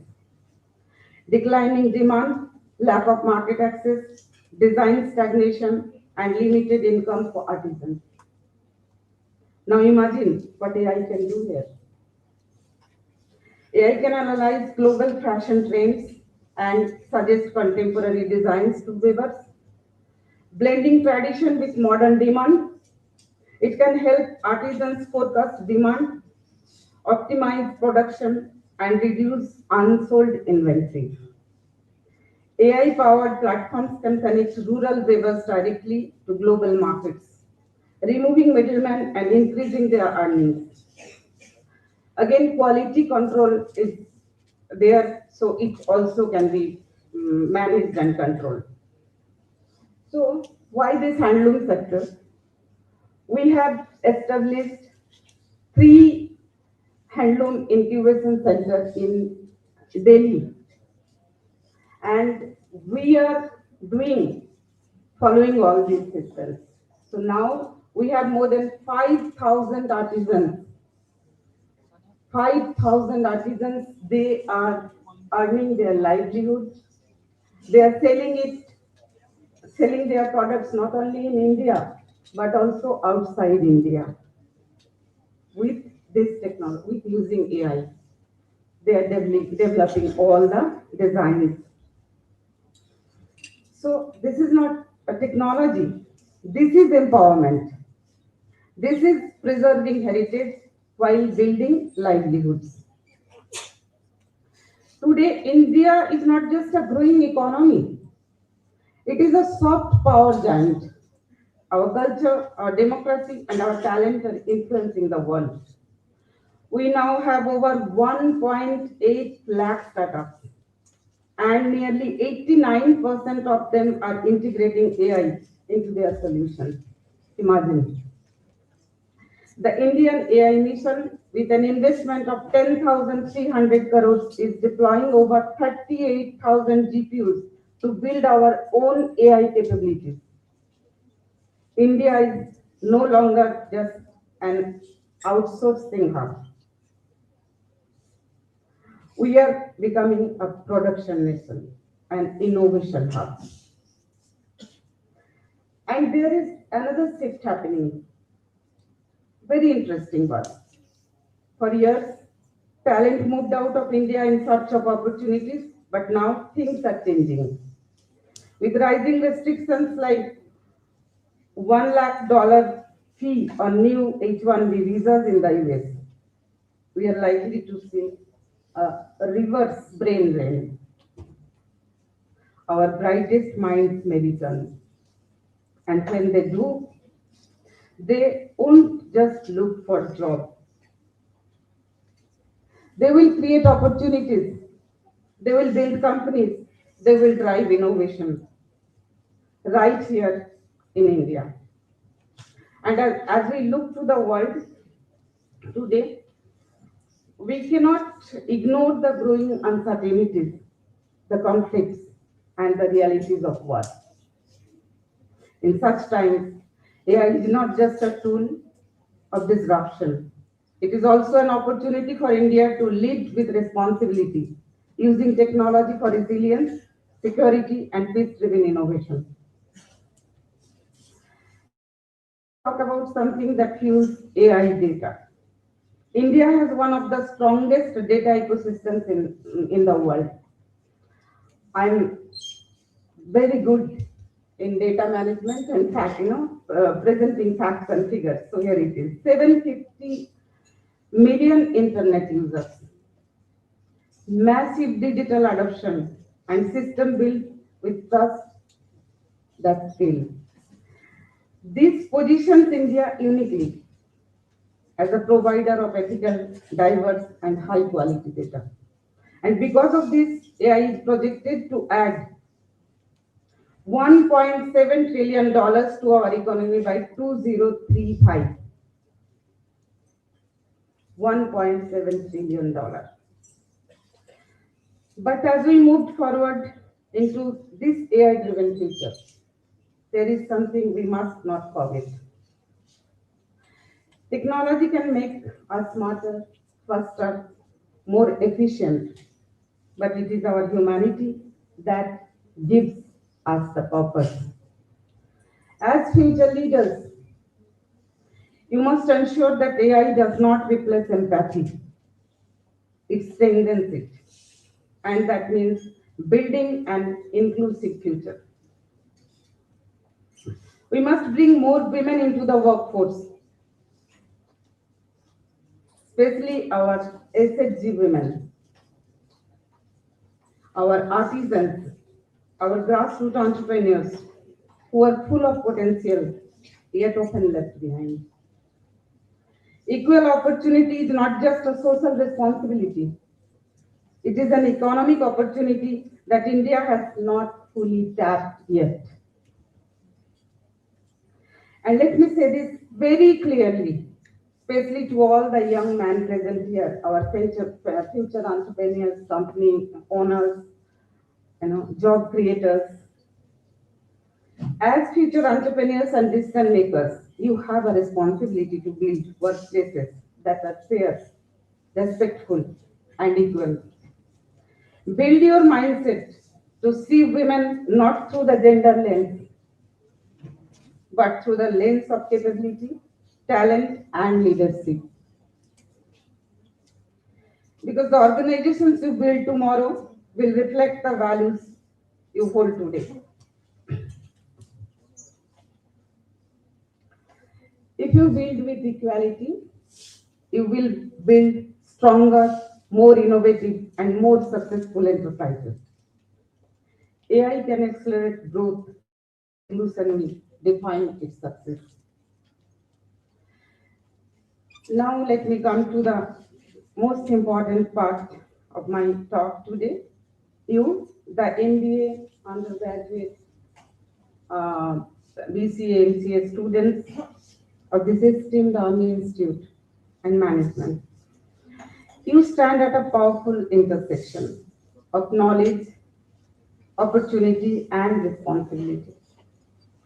So I leave you with three thoughts. First, solve real world problems. Don't chase trends. Focus on challenges that matter. While saying don't chase trends, I mean to say be your own example. Like in this segment, in this sector, many have set their trends and presented him or her as an example. So be that. Second, collaborate and co-create. Great ideas rarely come in isolation. Third, be a risk taker. Take risks. Experiment, fail if you must. Because every failure brings you closer to a breakthrough. The future is not something we wait for. The future is something we build. So let us come together. Let us harness the power of digital transformation, AI, and data science. Let us empower our farmers, uplift our artisans, strengthen our rural economy, and innovate for the world. From campus to villages, from QR codes to quantum computing, from handlooms to high-tech AI. Together, let us make India not just a participant, but the AI hub of the world, which the government of India has taken many initiatives. Now it's your turn. It's your turn to come forward, take the oath, and set an example. Thank you so much. Thank you for having me here.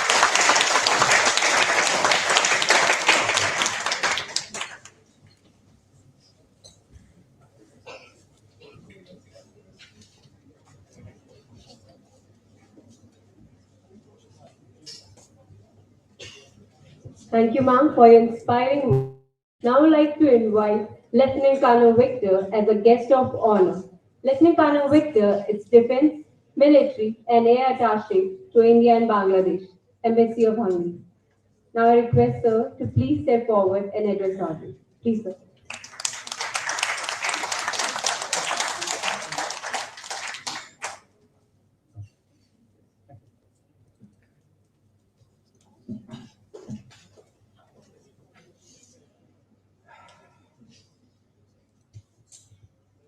Very good morning, ladies and gentlemen. Namaskar.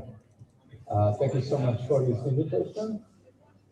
Special thanks to the Institute for making it possible for me to be here today. Fellow speakers for the day. Little explanation of what what is the role of the defense attaché. So basically, I'm between the Ministry of Defense and the Hungarian Defense Forces of Hungary and the MOD, Air Force, Army, and Navy of India. So being a defense attaché for almost 20 months now in India, made it possible for me to see wonders. So a lot of things from Sikkim to Kerala, from Goa to Assam, actually. That was the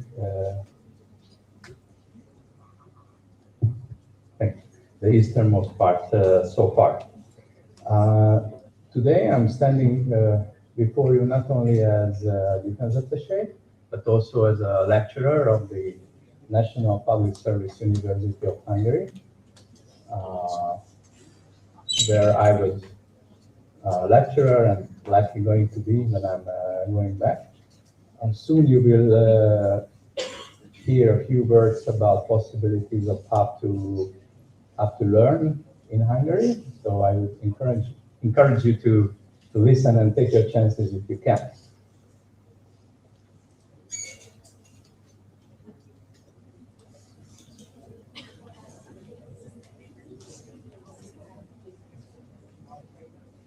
This is not mine. So this is going to be the next lecture. But it's going to be super interesting, I can assure you. Oh, so nothing. Okay. So far, so good.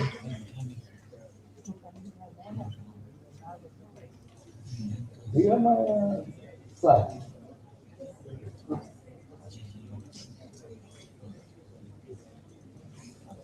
Oh, that's it. That's more like it. So this is a really hint of my favorite place so far. So my point of view is the user's point of view, which can mean a lot of things. So I'm not an IT professional, I'm not a data scientist, not any of these things. Around 2017, technology for me arrived to the point when off-the-shelf solutions, technology that was already there made it really clear for me that now it's time for the users to step up a little bit. So those guys who are actually using the system and help a little bit the researchers, the developers to give us systems that actually are useful and matter. So also this is my aim with this presentation. Unfortunately, you cannot see some of it. So I summarized it in 6 comments. These are not directives, these are more like guidelines. And these are all based on my own experiences with the Hungarian Defense Forces when we started to implement some AI applications.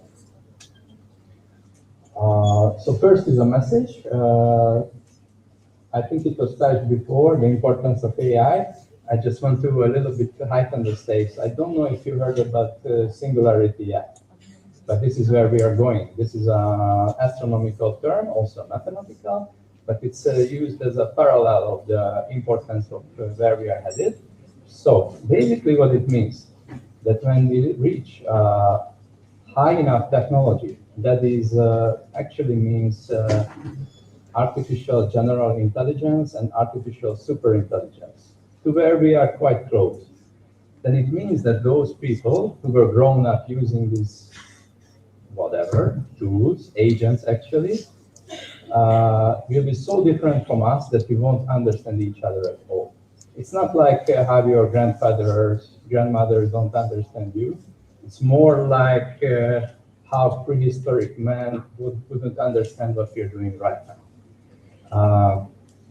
We don't know when it happens. Maybe it will happen next year, maybe in 100 years, but we are heading there, that's for sure. And now my real comments. So first and foremost, technology is there. So technology for making our lives easier, also in the public sphere, private sphere, everyday professional usage. It's not really the main challenge anymore. The main challenge is institutional, bureaucratic, leadership, skills of the users. So by organizational structures, I mean outdated models. I'm sure you are getting some organizational theory classes or something like that.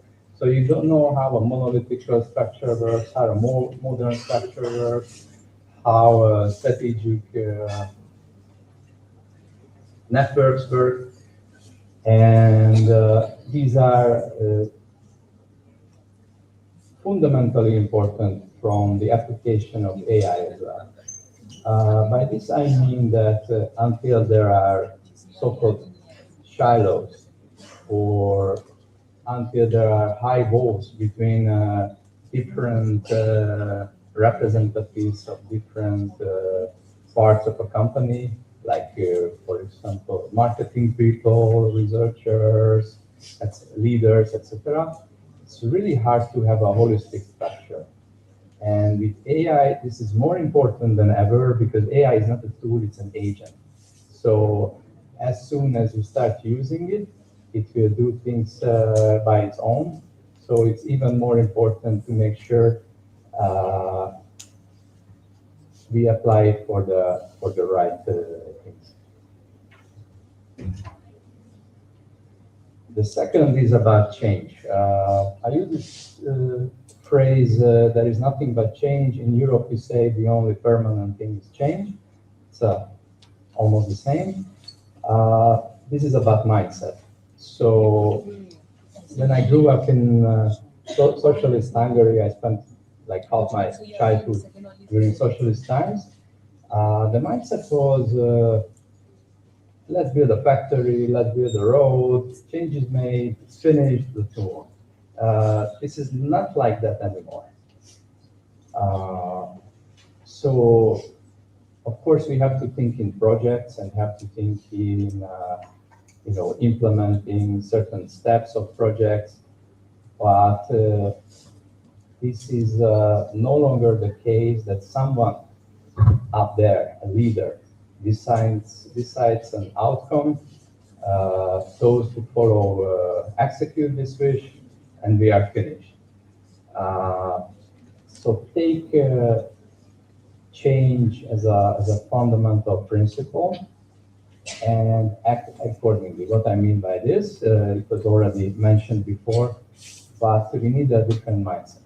So, and this is not only about us, this is about the overarching architecture of the whole enterprise where we are working at. So from leadership to those at the bottom. And this is how risk-taking, for example, can work. Risk-taking is not really the choice of the management. It's not really the choice of those who are executing the task. It's the choice of leadership. So can they allow those who are working to take risks? Let's do pilots. Let's experiment. Let's see what works, what doesn't work. So actually a mistake is not a failure, but a step towards success. This is how it works. And this is only works if we have a holistic interaction between the technology, the structure of the organization, and training. Another comment from me, make it straightforward. So this is an example, a door handle that needs explanation is not a good door handle. Think about your smartphones, you give it to a baby, the baby will use it in 20 seconds, and no explanation is needed. So this is a good system.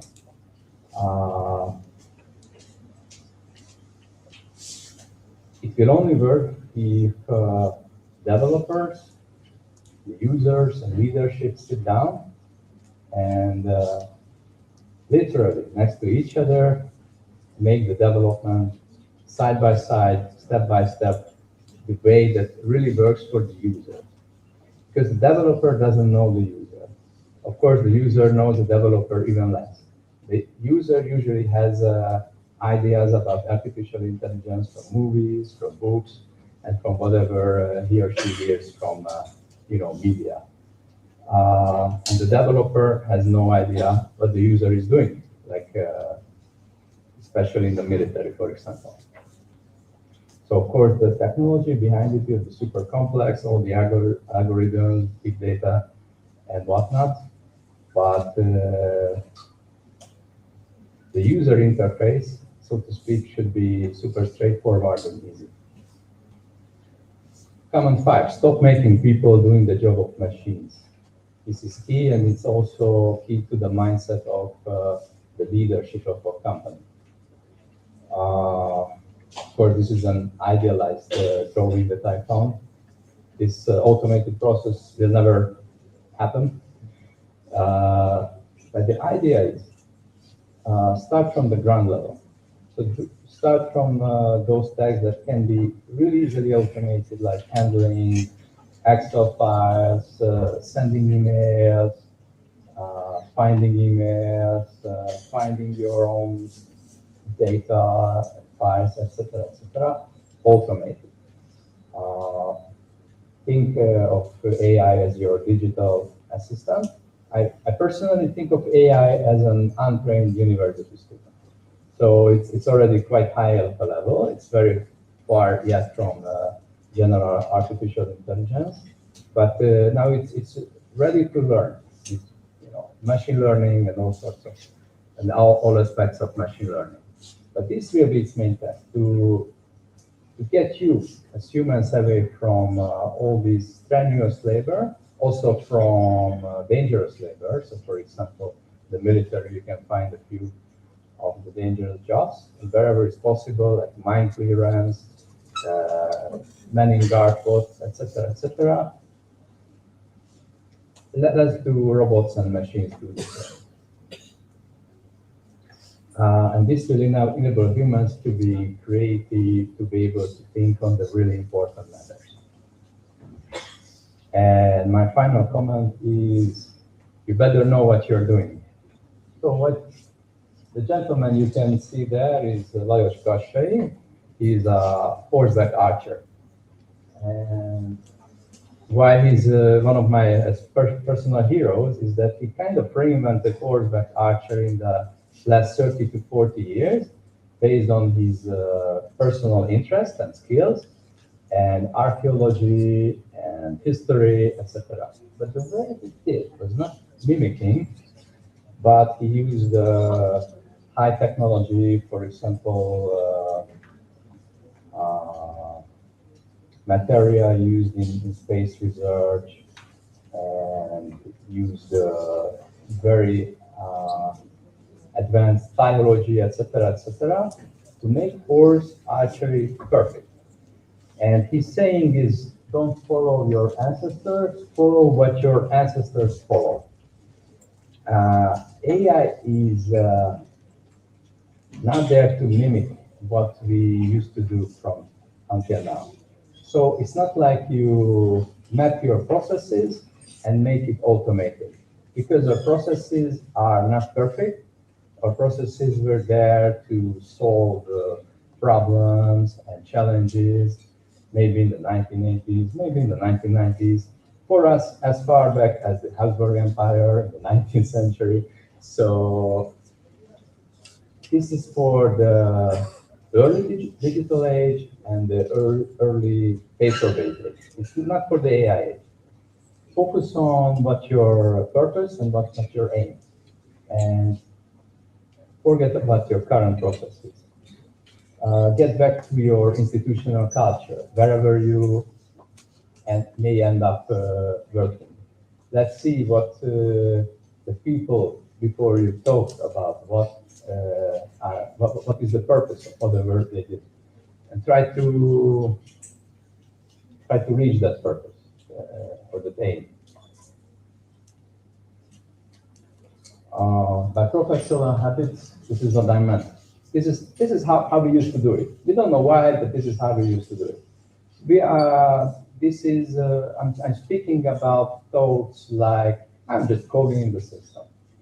I'm just a little part of the system. I don't know why things work like that. So this thinking was formulated in the 19th century, 20th century in a monolithic structure, where let's say the workforce was better not to even know what the leadership thinks. But this is not the way how to use AI.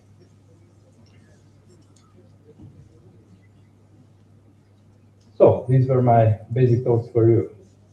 Thank you so much for listening to me, and I'm ready for any questions.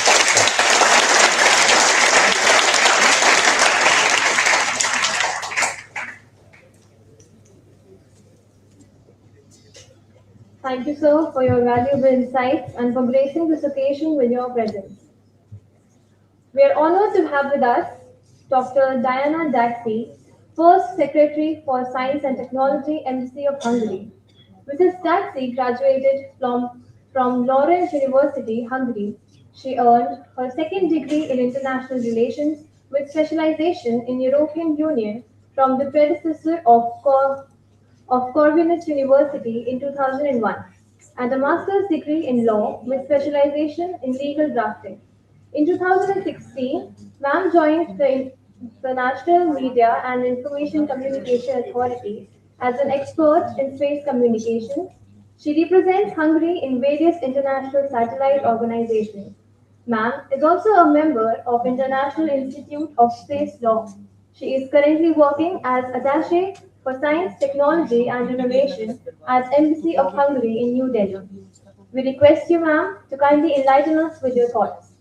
Ma'am, please.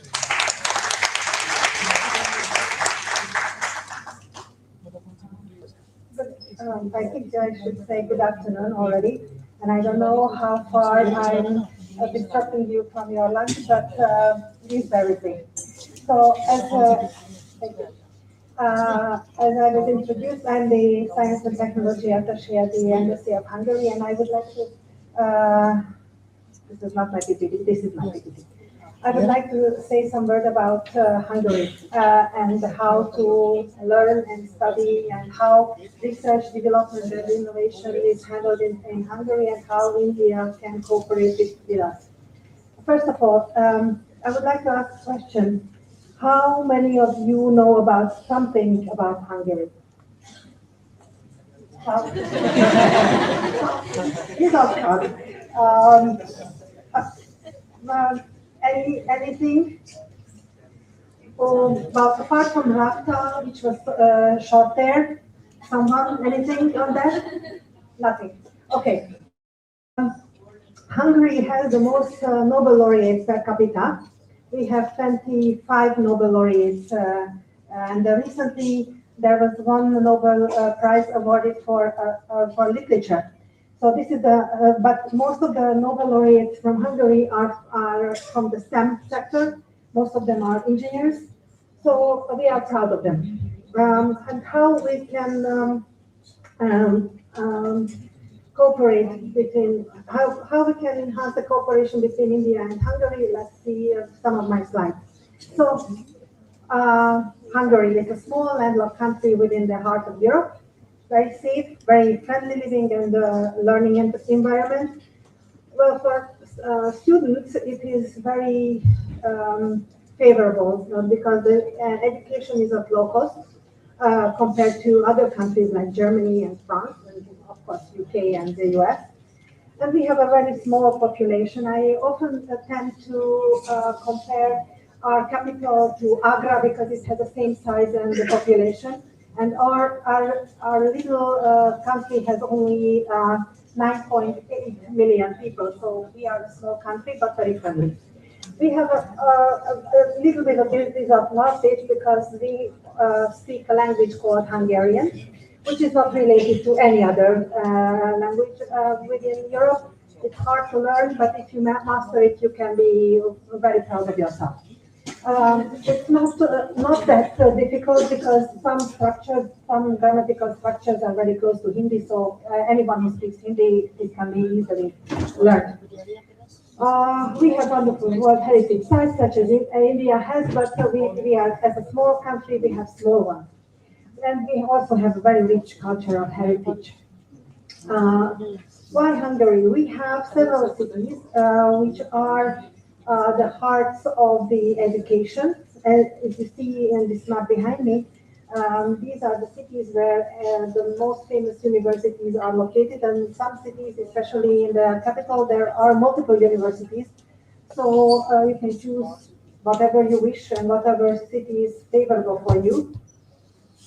And also we have many research areas which might be interesting. I don't know, of course, AI and big data and technology, biotechnology, of course, pharmacy as well. We have also research in medical stuff. So anything can be achieved in Hungary as well. And we also have a kind of research system called HUNREN, Hungarian Research Network, which comprises 7 research centers, each research institutes, and over 100 supported research groups.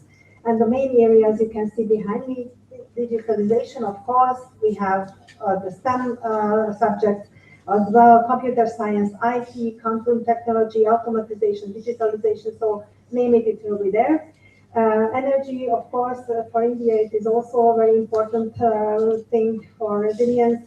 Of course, health can be also the issue, especially when you have a population like in Hungary, the young population starts to disappear, the elderly are getting in more and more. Environment and safety is one of the most important things on a global scale, and also human resources you can research very well.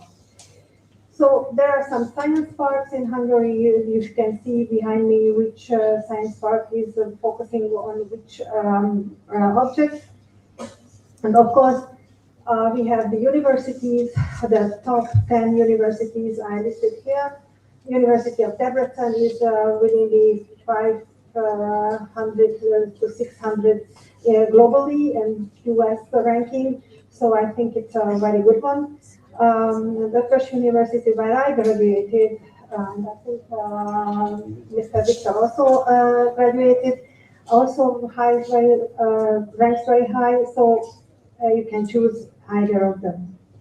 And there is a I think it's for the professors more important. There is a bilateral research program offered by the DST in India and the National Research and Development and Innovation Office of Hungary, which provides 2 million euros per year for various research projects if one Hungarian team and an Indian team can join their forces together and find a good research project.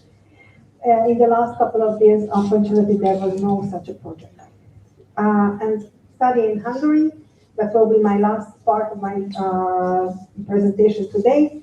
Why Hungarian higher education? Well, the first university in Hungary was founded in 1336, I suppose. So it was more than 650 years of age at that university in Pécs, Hungary, where I was born. So we have, as I mentioned, the most Nobel laureates per capita.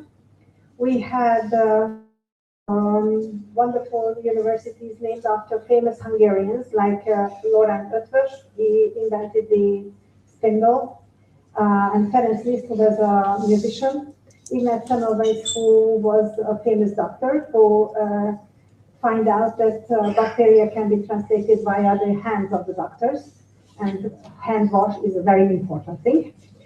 And of course, we have some innovation. I think everyone has a ballpoint pen in his pocket or his purse. So it was invented by a Hungarian. We have vitamin C, which was also invented by a Hungarian. So there are many things that you can track back to Hungarian inventors and researchers. Of course, not to forget the Rubik's Cube, which is, I think, also very popular thing. So if you look at this wonderful legacy of inventions, you can also be part of it if you join the Hungarian higher education. We have a similar system as in India, so I don't waste much of your time on that. And you can see some of the sites where you can inquire about the programs that we offer. So most of the international students opt for the English-speaking courses that we offer, but we also have French, German courses taken in Hungary. So if you have further questions, please visit those sites. And if you wish to study in Hungary, please be aware that each year Hungary awards 200 scholarships via the UGC to Indian students. So if someone wants to have a scholarship, it is also a possibility. Thank you for your attention. That was on my side. And that's all. Thank you.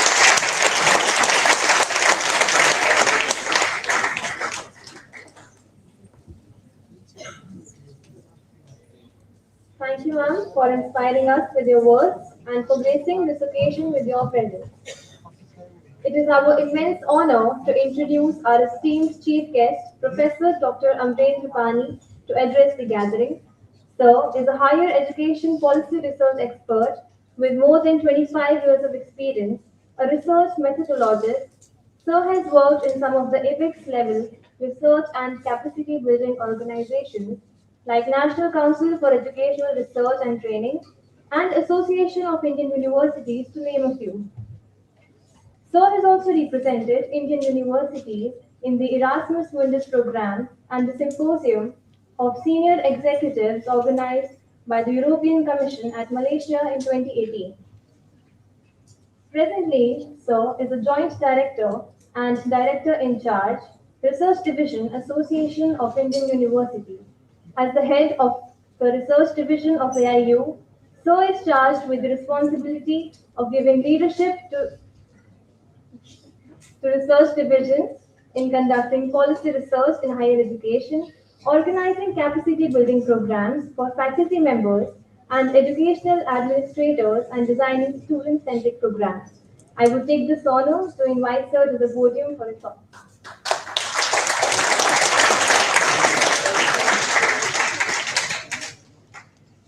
Good afternoon. Good afternoon. Good afternoon, sir. Good. The room is full with the young people, so I can expect everybody to have some spirit, some joy, some rejuvenation.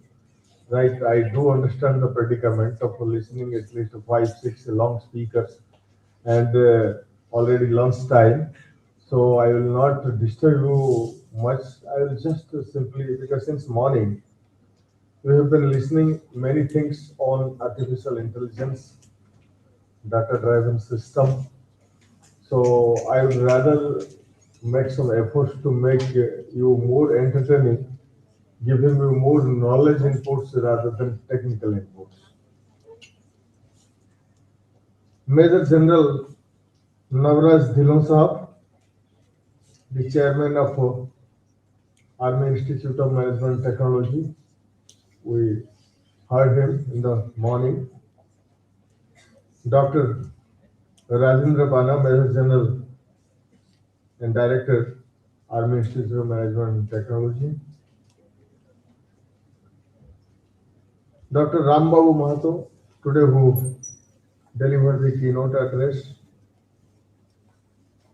Colonel Rajesh Sharma Sahab, Dr. Ibrahim,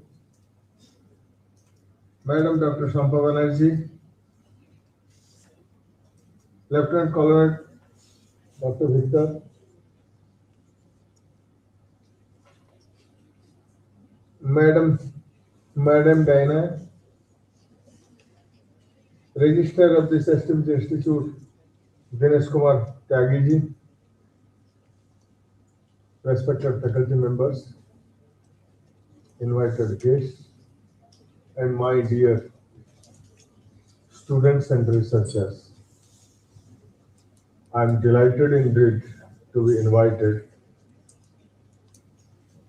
as the chief guest of this August event. First of all, I would like to congratulate the organizing team, Dr. Priyanka Madam, and the director of this institute for choosing a theme of topical importance. Today, artificial intelligence with its emergence and a concretized evolution has heralded a new era, not only in the educational landscape, in all spheres of our life, and particularly since we are into education. So therefore, we envision, we visualize how to judiciously use artificial intelligence in our activities. To put it in very, very simple terms, our activities means teaching, pedagogy for a teacher, research activities, using it as a research tool, curriculum designing, and many more things, whatever we're covering in our routine work. Friends, since morning, as I said you, we have heard a lot of things about artificial intelligence. It's the dimensions, how to use it, ethical use of artificial intelligence, accountability, processing, a lot of things. I just want to remind you before I speak something, I'm not a person who is technically qualified to speak something on artificial intelligence. We are just simply users, right? Like computer science people, they prepare softwares, hardwares, make the computer as a tool for our convenience of use. Similarly, we are simply being the practitioners. We use artificial intelligence or any technology as a tool to catalyze our functioning.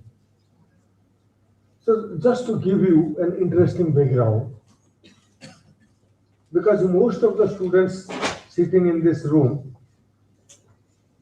I'm sure are born after 90s, not before 90s. Am I correct? Yes. Yes. In 1965, around, there is a big challenge for the country. You know what happened? There's no enough food production in our country to address the food need of such a massive population of our country. M.S. Swaminathan, have you heard the name? Yes, one of the very, very eminent personality and a great agriculture scientist who founded Green Revolution. 1965, around 10 years the Green Revolution worked. And within that 10 years, we were able to produce the agriculture products, cereals, grains, that not only address the need of our country, of our population, also we help other countries by supplying them the food items. That was the Green Revolution, Harit Kranti, attributed to develop the agriculture system, make the agriculture system more science-based, scientific, and addressing the food need of this country. Right? The second revolution took place again in 1970s. The founder was Burgess Kurian, of course, a veterinary agriculture scientist. He felt the necessity of addressing the nutritional needs of the children of our country. Therefore, he brought White Revolution, The objective was to produce high volumes of milk in our country so that the child mortality, nutrition, lack of nutritional things that can be addressed. And this revolution really made our states like Punjab, Haryana, Gujarat, Uttar Pradesh to produce milk in its high volume, and this need was also addressed. Third revolution came in the form of blue revolution. Blue revolution indicates development in two spheres, two things. One is marine science development, fishery, aquaculture development, scientific research. Second type of a blue revolution is attributed to development of space science research. When we were sending the first order of satellites, developing the space science. Fourth revolution was a grey revolution. Development of software, IT system. Do you know today India is the biggest software provider to the world? The softwares created by our young IT data scientists, computer professionals working in our Silicon Valley, that is Bangalore, even Hyderabad, Pune. These are the IT hubs of our country. The young population, our young people, those who are working there, they have brought magics, miracle. They have created wonderful softwares, and those softwares now helping many of the countries addressing their defense, climate, environment, economic, social, any issues they are facing. Those solutions they are helping them. Fifth revolution was one of the distinct features of the 21st century. Students, be attentive to me. आप लोग attentive नहीं होंगे, I will leave this session. Fifth revolution was a truly, very significantly a distinct revolution. That was a knowledge revolution. The 21st century characterized itself as the century or era of knowledge. Our society is a knowledge society. Our industry is a knowledge industry. Our economy is a knowledge economy. The most latest word being used in the academic circles, which is doing round today, that is creative economy.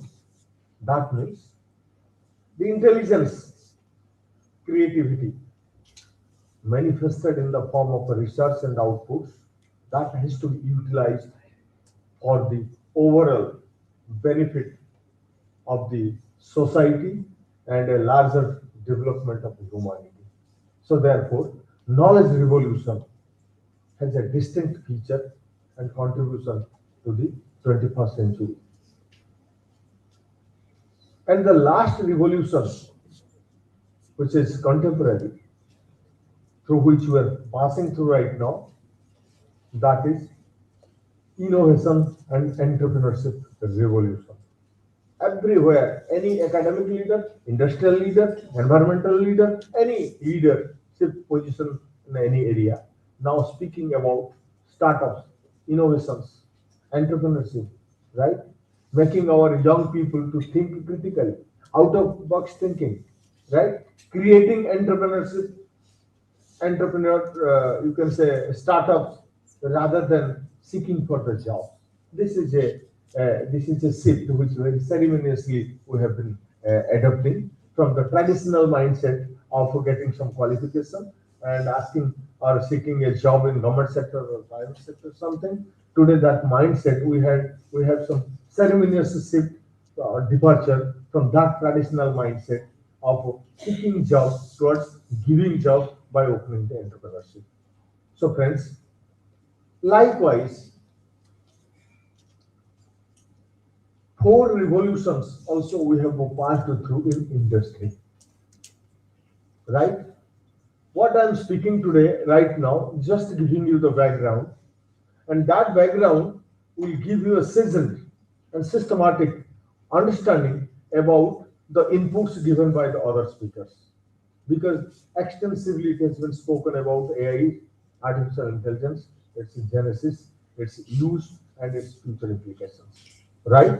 So, whatever the discussions and deliberations has been done in this August forum, I am just going to provide it a concretized and strong platform so that it can rest upon. You got me? The first industrial revolution. Everybody is talking about now Industry 4.0. Industry 4.0, Industry 5.0 we are working with.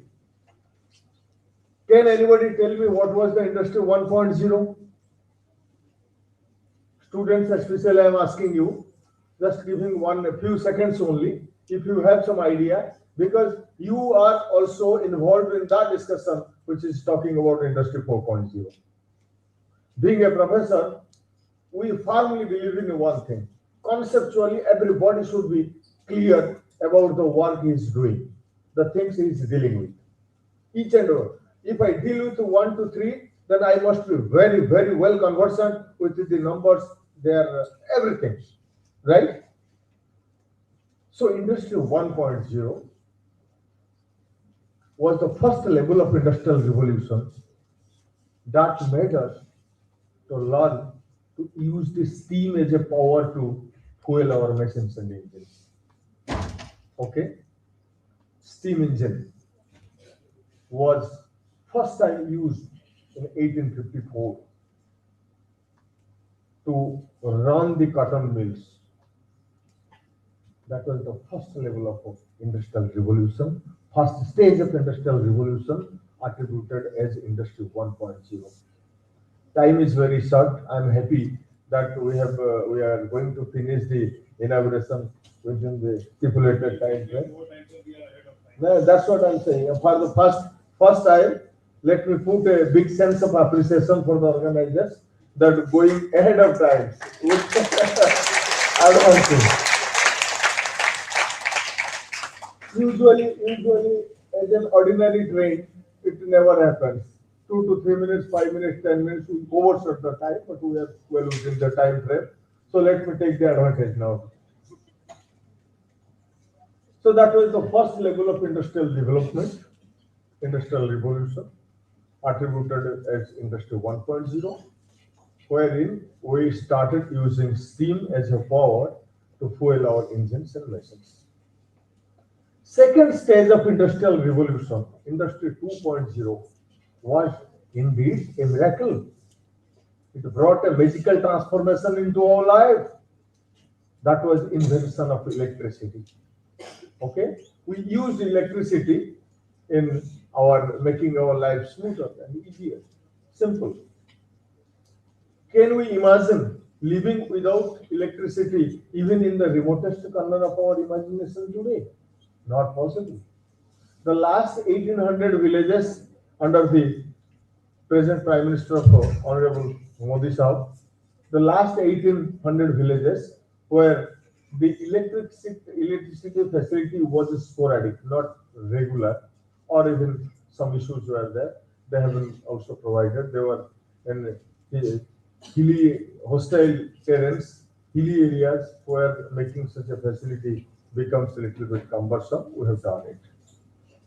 Third industrial revolution, Industry 3.0, was a bit ahead, and it really made a miracle change in our life, transformation. That was emergence of information and communication technology. Friends, just 15, 20 years before, during the time when we were in school, Punjab University Chandigarh is my alma mater. When I came to do my post-graduation in Punjab University Chandigarh, I was writing a postcard to my father that I need this much of money. And 1 month after, I was receiving a reply from my father. That was the time. So ICT, information communication technology, you can imagine, you can realize the power. Just one example, that Kumbh Mela, one of the biggest religious congregation on the earth, Kumbh Mela. Earlier, if a person was getting lost, either he will be found right after 12 years again when next Kumbh Mela will be convened. Or there is every possibility and every chance that the person can never be reunited with his family once again, once lost in Kumbh Mela. This time Kumbh Mela, only within a fraction of a second, if you get missed in the Kumbh Mela or anybody of you got missed, fraction of a second you are visible on the television. That's the power of ICT. Now sitting at any corner of the world, you can establish your network and connectivity with your nearer and dearer or kith and kin sitting any part of the world. That's the really power and advantage we have got from through the industry 3.0. Now coming to the industry 4.0, which part is artificial intelligence? Industry 4.0 is Internet of Things, salient features, big data analysis, blockchain technology, artificial intelligence. These are some of the salient features of industry 4.0. Right? We cannot miss the boss. This has been experienced in the worldwide, the society that neglects or make some tardy move, slow move towards embracing the technological development and scientific development. The nation takes so much of time to cope up with the progress taking place in all over across the world. So therefore, it's the high time that we get accustomed with artificial intelligence, AI. The fifth industrial revolution, already the work has been started on fifth industrial revolution, that is 5.0. I think Madam Dr. Shampa has already given a reference, that is quantum science, quantum technique and quantum computing. Friends, today in every sphere of life, we need some data to take informed decision, right?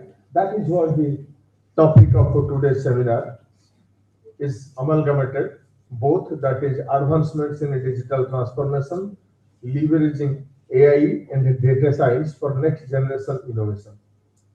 Beautifully carved, beautifully chosen topic. I'm sure the topics, the papers, that research work that will be presented here, it will bring diverse and a quality insight to each one of you to develop better understanding about the artificial intelligence, its dimensions, its essentialities, and how to use it in the by maintaining, upholding the integrity, dignity, and with compliance to moral and ethical standards, all those things. Friends, teaching and research, both are very serious job. Teaching is to learning, as selling is to buying. If we buy something, if the word buying is being used, then definitely somewhere somebody is selling something which the buyer is buying. Without selling, the process of buying is incomplete. We cannot think of. They are interwoven with each other, interconnected with each other. Similarly, teaching is to learning. If learning happens, then teaching happens. Otherwise, you find any name from the dictionary, it may be giving, indoctrination, instruction, direction, but certainly the process cannot be attributed as a teaching and learning. Making things work, actionable. Gone are those days when we were talking only in abstract terms. Today, our performance must be quantified, measurable, objective, and it must have some impact, some result on in the society. It must help addressing the social issues. In this context, I would also like to share one interesting things on research, how to integrate artificial intelligence in the research. First thing, why research? As a researcher, have you ever thought, do you only want a degree so that you are doing your research, PhD work? No. The first thing is that there is a system, it doesn't work. We want to make it work to help us to make our life smoother, easier, and simple. So therefore research. Number two, there is no system at all, no tools, no instruments, no system at all. We want to create one, again, to facilitate our activities, things. Third one is very, very interesting. The most important reason for which you do research is unraveling the mystery around the nature. Imagine 3 laws of motion. They were discovered, therefore many applications were started from those theoretical concepts, which is a part of the epistemology, science of knowledge. So theory and practice, they go together. The practice of any particular theory that crystallizes the concept given by the theory. And here, artificial intelligence needs to be explored thoroughly with a deep research, and artificial intelligence also needs to be used in our curriculum, pedagogy, delivering the teaching, research everywhere as educational practitioners. And similarly, you have seen already the presentation that it is being used in the banking sector, railway sector, defense sector, every sector is using it. How judiciously we can use artificial intelligence that will help us, that will catalyze our decision-making process, right? That we need to learn from the data scientists, those who are working on AI, and I'm expecting that the papers, research papers that will be presented in coming next half day, today half day and tomorrow, it will give you some of the concretized insights to each one of you to deal with the things. So friends, once again, I wish you all the best, and I congratulate the organizers for choosing such a nice topic, a topic of a theme of topical importance.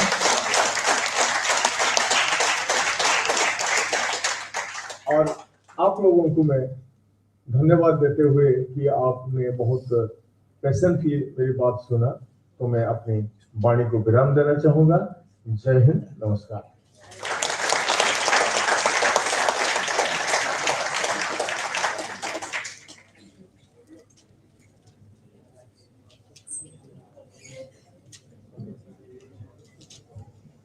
Thank you for your inspiring words.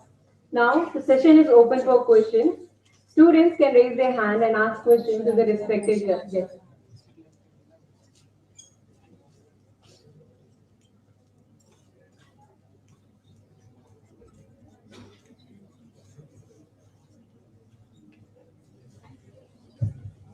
Anyone wants to ask any question?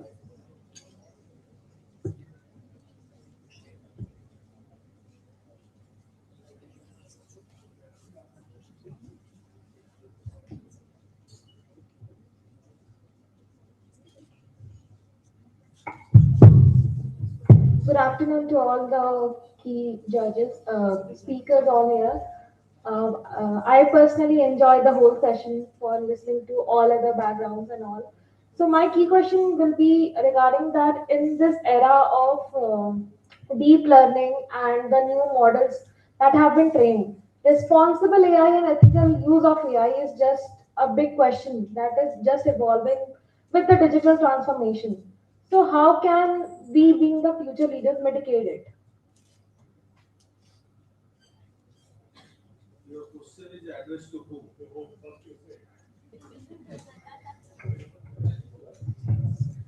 बोलिए। To Amrendra sir, to Rajesh sir, मैं सामने आ गया इसलिए Amarendra sir. as well as Professor Ibrahim sir. Okay. Can you specify the question once again? So my question is that in the evolving age of AI, in deep learning and the LLMs, specifically identifying which is ethical and which is not, is very skeptical in nature. Like we can't even identify which is ethical, which is not, and which is responsible AI, which is not. So in that era, what we being the future leaders, we need to mitigate and learn and evolve ourselves in for the future thing that is coming up. See, you have to know yourself what is ethical, what is not. Suppose if you are picking some literature somewhere, something, right? You encounter a problem that is called plagiarism. Okay, so you know how not to commit the plagiarism. You have to give proper reference if you are picking up some concept, some ideas, some research finding from somewhere, using anybody's data or something. I'm just giving you one aspect.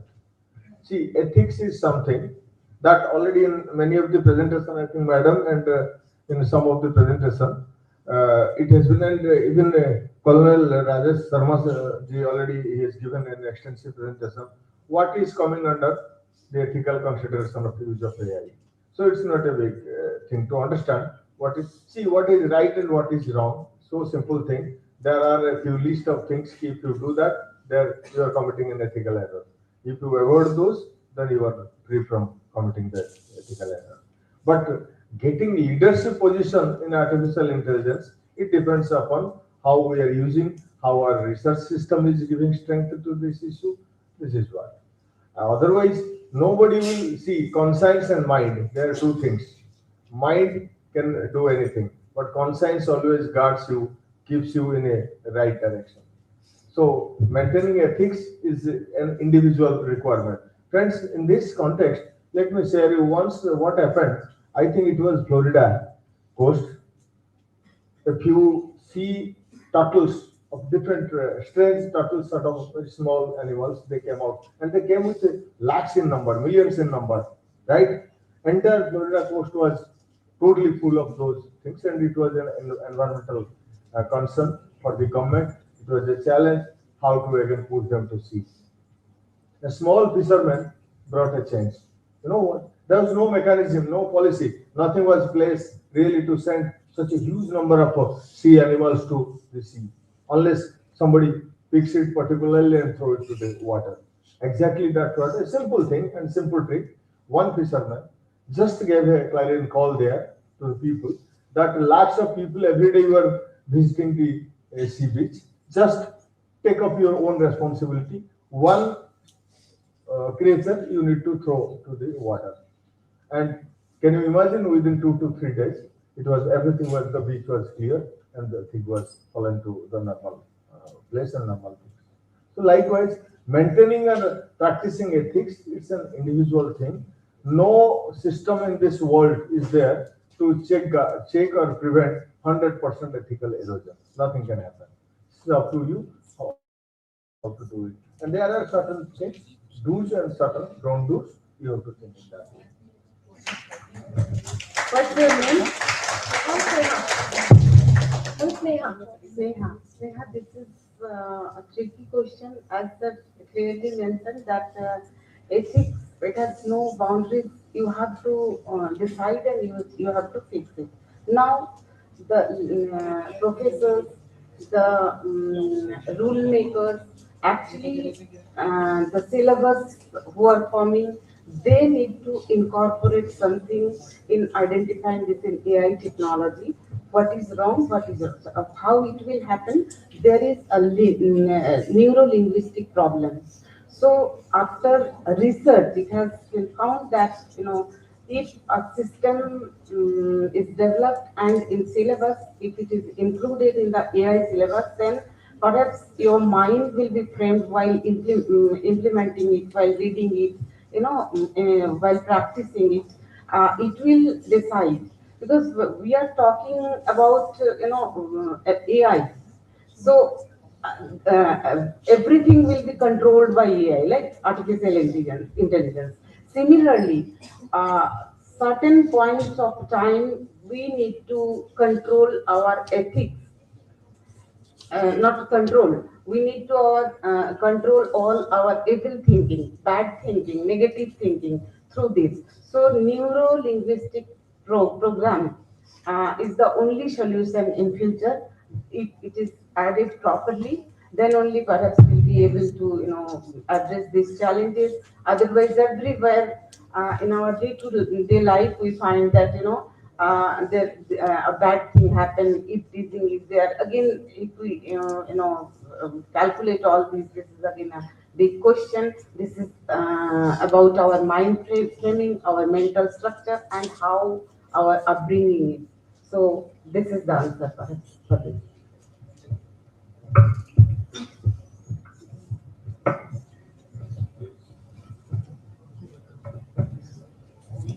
So, okay, I think based on your question, what I would think is just like one or two things I want to add from our respected speakers. Your conscious mind, your conscious. Anything you do, that is your beauty, the inner you, yourself, that is judging you. If you do it good, it will say, yes, you have done it good. And if you do otherwise, that inside your soul will tell you, no, you have done something wrong. So that your conscience, that will determine what you are going to do as a leader. Okay, apart from that, also you have to have humanity in place, and you have to have empathy. So I think with this word, 2 or 3 words, I think it's sufficient for you. You can go anywhere in the rest of the world. Your empathy, your consciousness, and then humanity at large. So with all these driving words, so that will judge your actions, and that will be your mirror, what you are going to execute, or what you are going to invent, or what you are going to innovate. So with this words, thank you.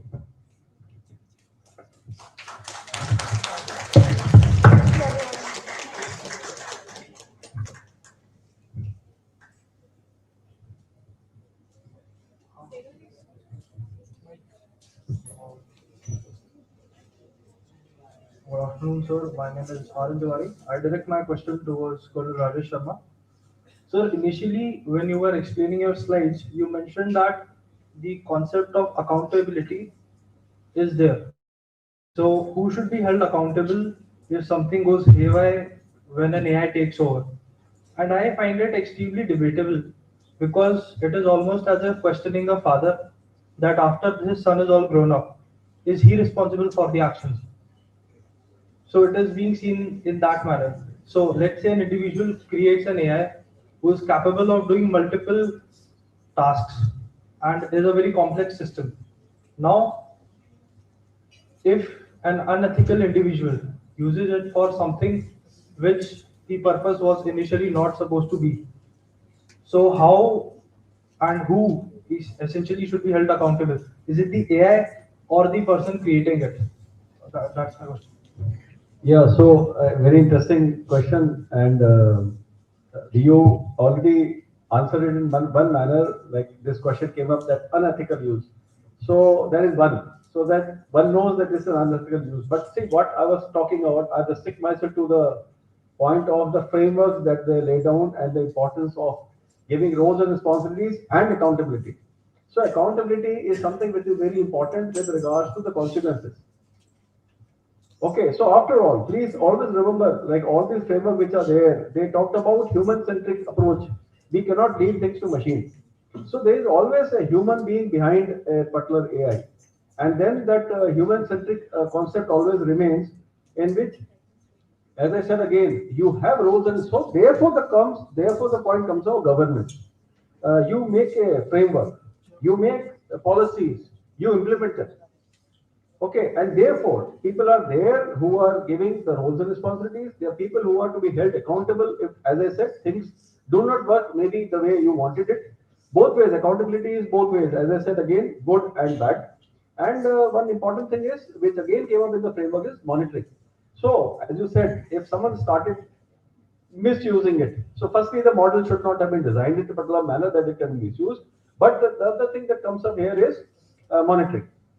So these things, they come up in the framework which give you the guidance and this thing that the particular model that you created, the data that is being used for the purpose that it was defined for. And we already discussed this aspect of ethics. So what about self-learning AIs? They learn and generate ideas themselves. They learn on patterns, behaviors, and whatever they find over the trained models over time. Now, in an AI like that, which is specifically being trained and is learning from humans, ultimately it will develop a conscience of its own.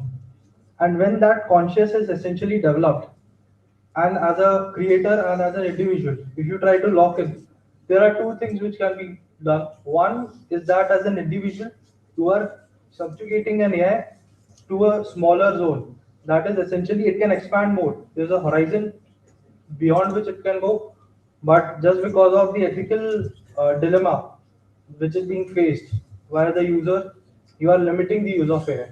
Or what you can do is the AI should not be available to all users, which, as I see, is the ideal way to go about it. AI can be divided in levels. Let's say for the public, it is going to say level 5, so you can access basic functions in addition to some advanced things, and that is how I believe is the ideal way to divide it, because then you are then limiting the AI, and that essentially makes AI useless to a No, larger not majority. useless. See, you already answered that. You again answered this in your question only, that you planning to have those things when they are controlled in a manner, you make levels so that they meet the purpose for which they are there. Okay, and yes, there could be, the point is, please always remember, let the machines not take over the human beings, or let the computers not take over human beings, so that human interference and human centric approach, as I said, all frameworks they go into that. The first part is the human centric. That should always remain. Control of human beings over an AI, or on any system which is there, whether it is the industrial part of it or in the data part of it, it has to be there. It has to be there. Yes, for research purposes, it could be used, as you rightly said again in your question only, that you can have different levels. Certainly, yes, even today people will be working on those areas when it goes beyond a particular limit, but that it is in a controlled environment and under people who understand that in a particular manner. So this is the best way when it can be done. Thank you, sir. Fine. Thank you. Thank you.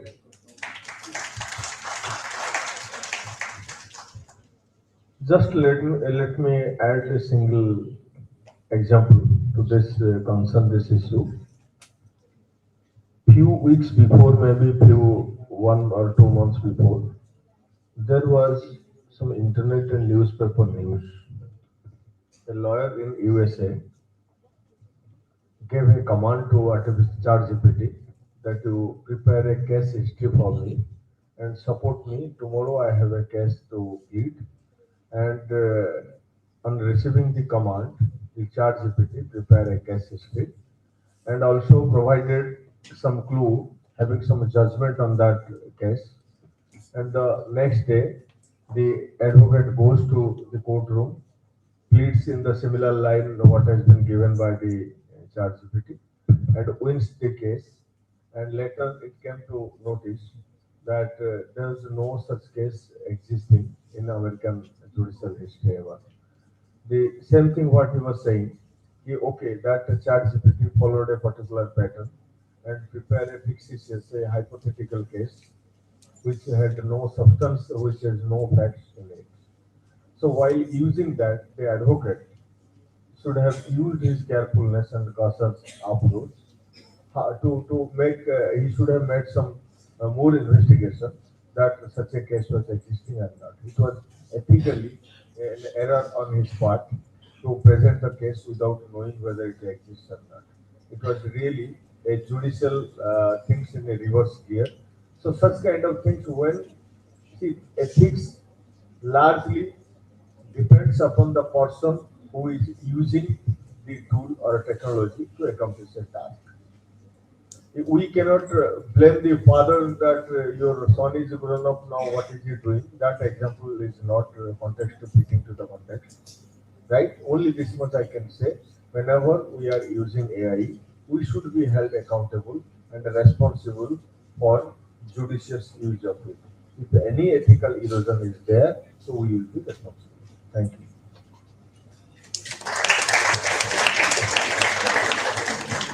Thank you.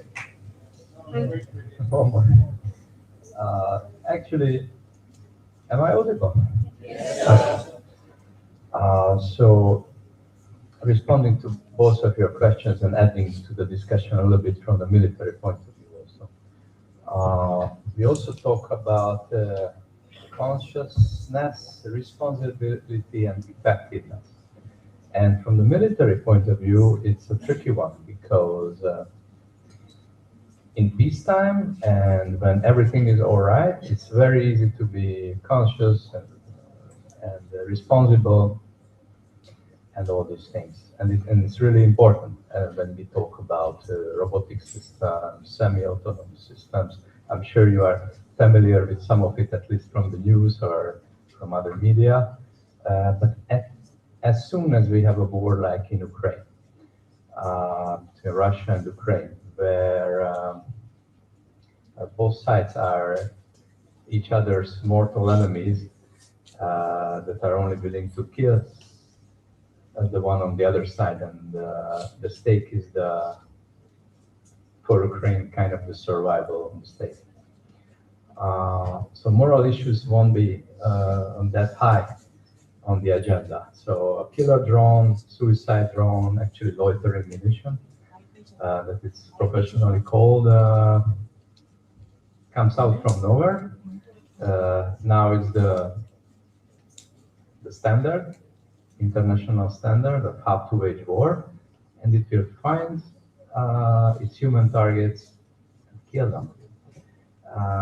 And then later, after the war, there will be conferences about consciousness and responsibility. But the reality is that as soon as we talk about war, these things will be sidelined. This is the reality, unfortunately. I want to add a little bit from a historical perspective. Think about World War I.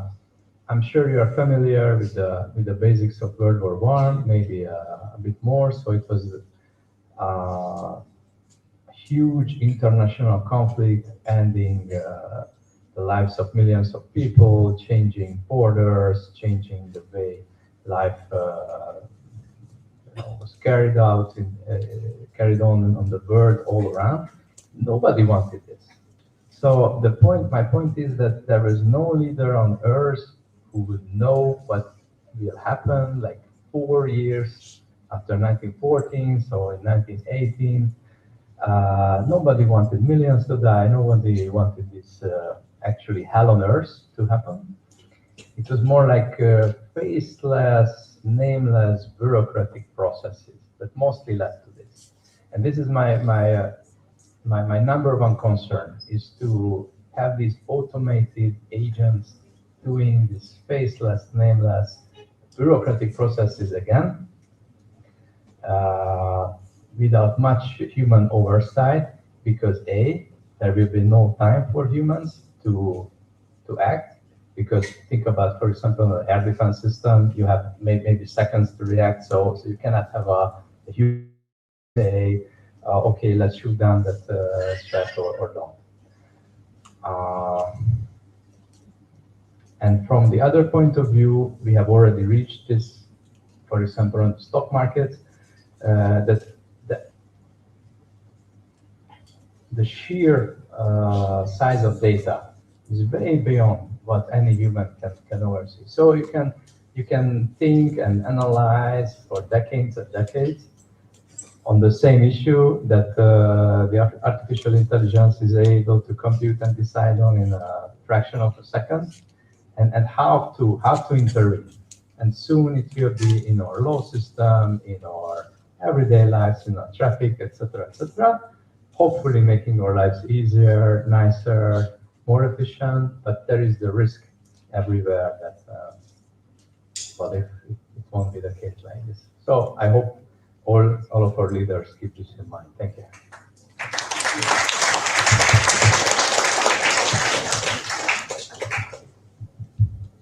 Thank you everyone for the questions, and also thank you to the speakers for clarifying the doubt. I now would like to request all the dignitaries on the dais to unveil the conference proceedings.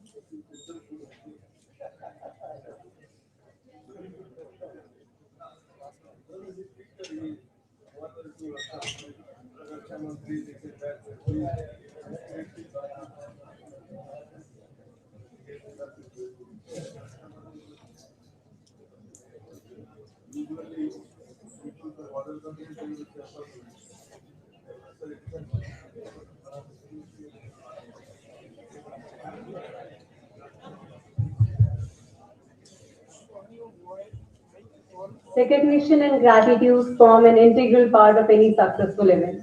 We now move on to the felicitation of our esteemed guests as a token of gratitude for their invaluable contribution and presence. I request Director Sir to kindly felicitate our guests. Firstly, we have Mr. Ram Babu Mahato.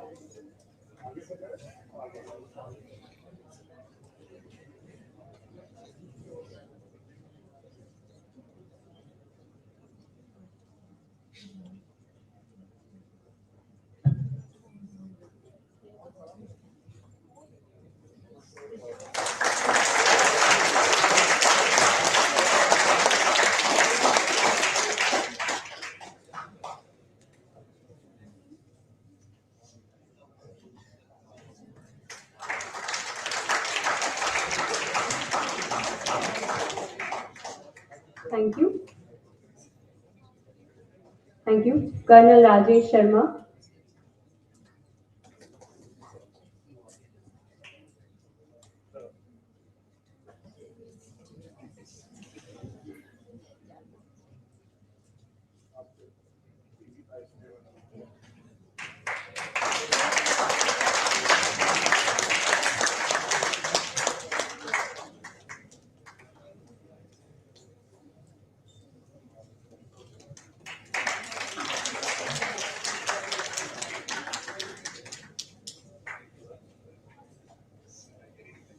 Thank you. Dr. Ibrahim Shoaib.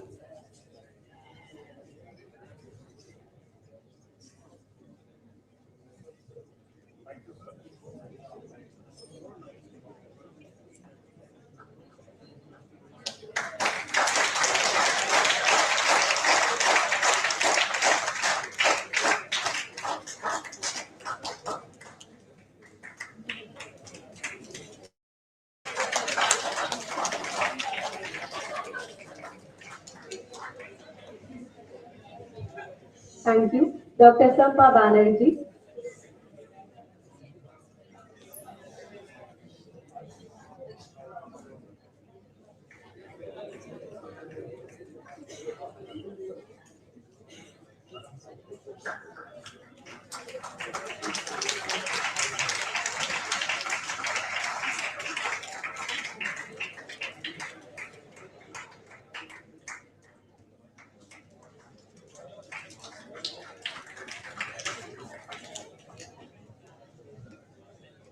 Thank you. Lieutenant Colonel Victor.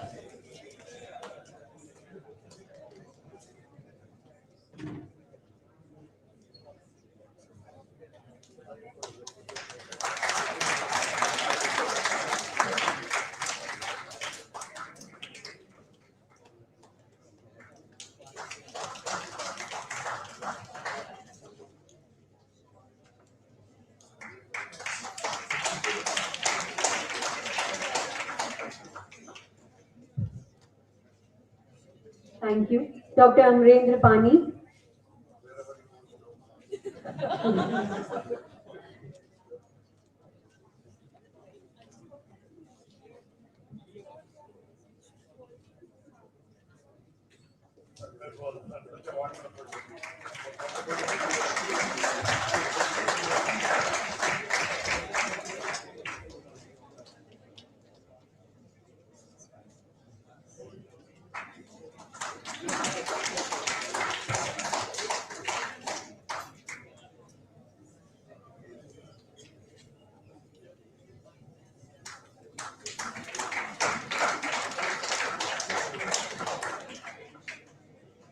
Thank you. Mr. Tane Oja, Oja Publications.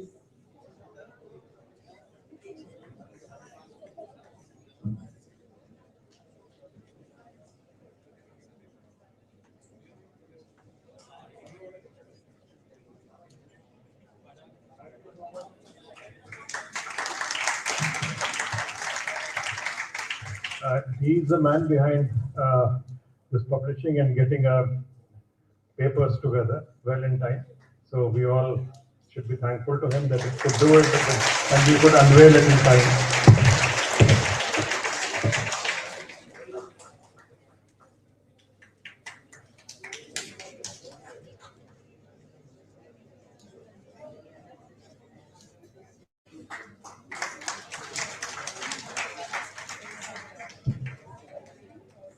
Thank you. Dr. Mahato is willing to present a token of gratitude to IMT, so I request Major General Bana to accept it.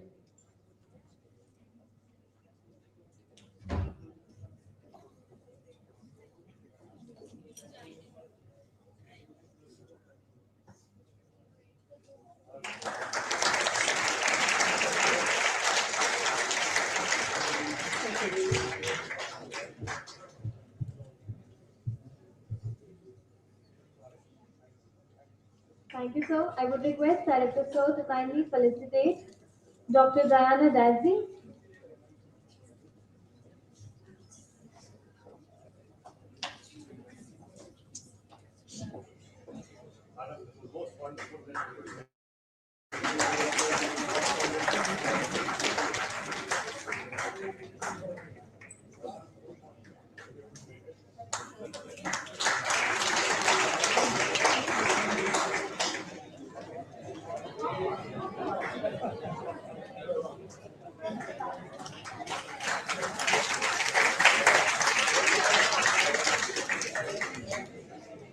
Thank you.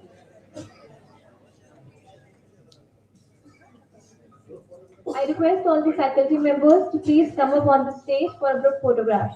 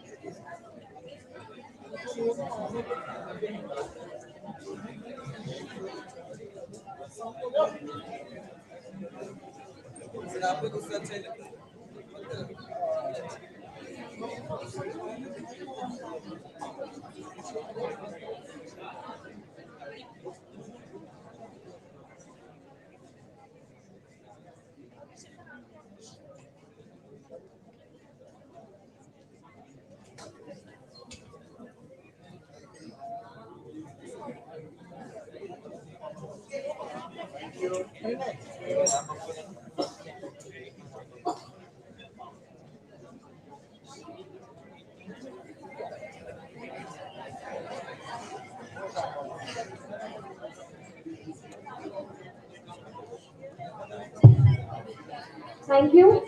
I now request all the student coordinators to please come up on the stage for a group photograph. I request everyone to please maintain some silence. Everyone, please remain silent.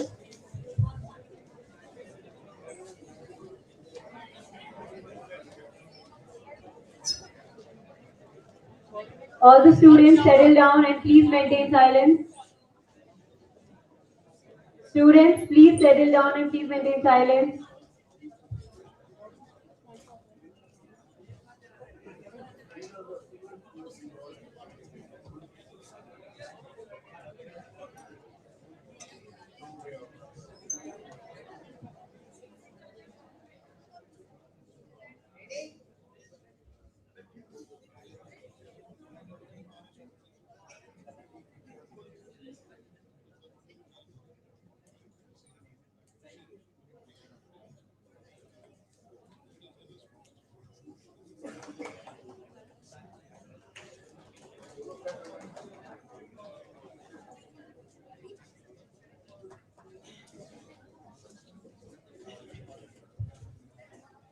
Thank you, everyone.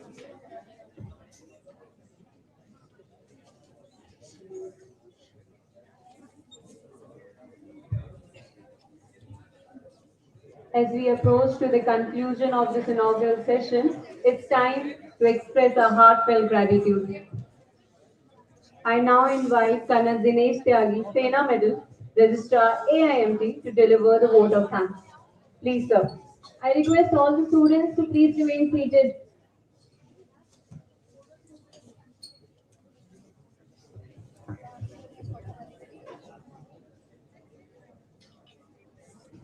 Yeah, please settle down.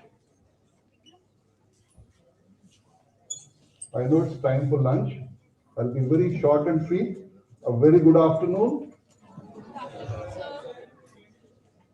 Our respected chief guests, sir, our distinguished and esteemed guests on the dais, honored delegates, esteemed faculty member, all participants present here, and dear students.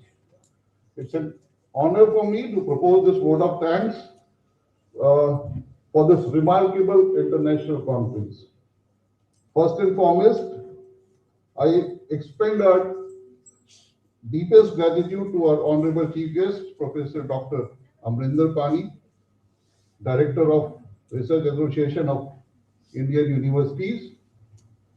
Sir, thanks a lot for your valuable insight, how you connected the dots from past revolutions to the present where we stand today. Our guest of honor, Lieutenant Colonel Victor Ardist, Defense Military Attaché to India and Bangladesh, and Dr. Dinar Dagzi, the first Secretary, Science and Technology. Ma'am, thank you so much. Earlier only Colonel Victor knew about Hungary, now more all of us know about it. And thanks for your invitation. I would also like to thank our distinguished keynote speakers, Professor Rambabu Mahato, HOD Kathmandu Bernhardt College, Tribhuvan University, Colonel Rajesh Sharma, a renowned veteran, a cyber security expert, Dr. Ibrahim Shoaib from Nigeria. Thanks for your valuable insights. And thanks for Jai Hind and Jai Bharat.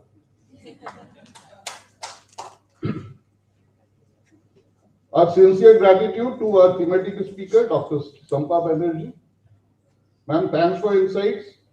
What Government of India is doing for AI and how well our Indian youth and Indian techies are doing in this field.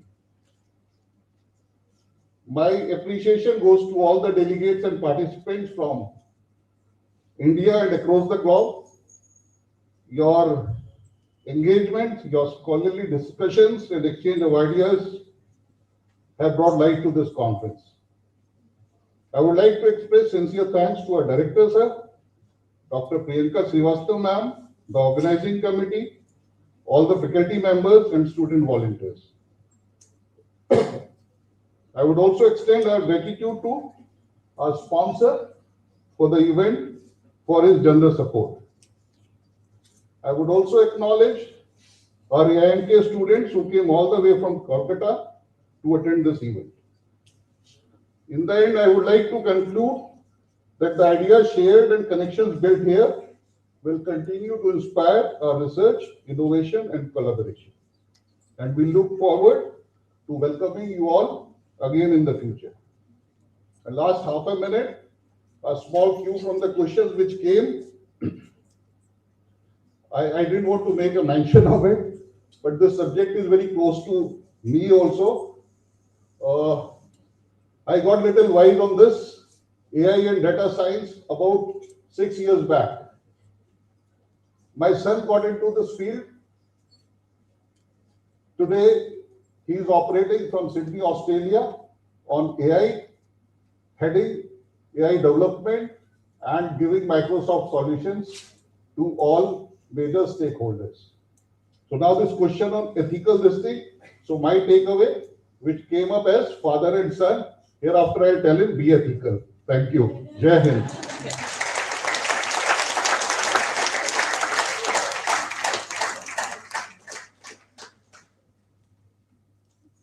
Thank you, sir, for expressing gratitude on behalf of all of us. With this, we come to the end of the inaugural session of day one of this prestigious conference. I request everyone to rise for the national anthem.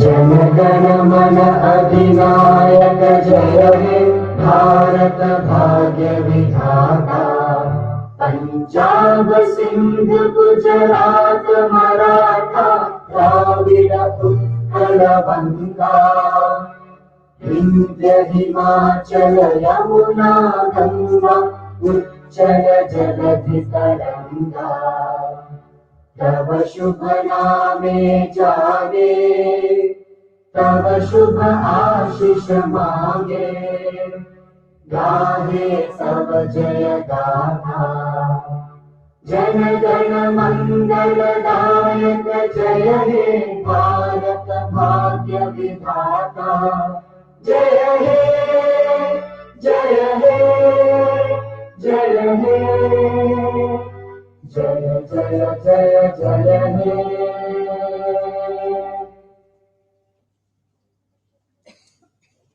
Thank you. We hope the session so far has been insightful and inspiring, setting the tone for the rest of the conference. We will now take a break for lunch and networking from 1 to 2 p.m. We kindly request all participants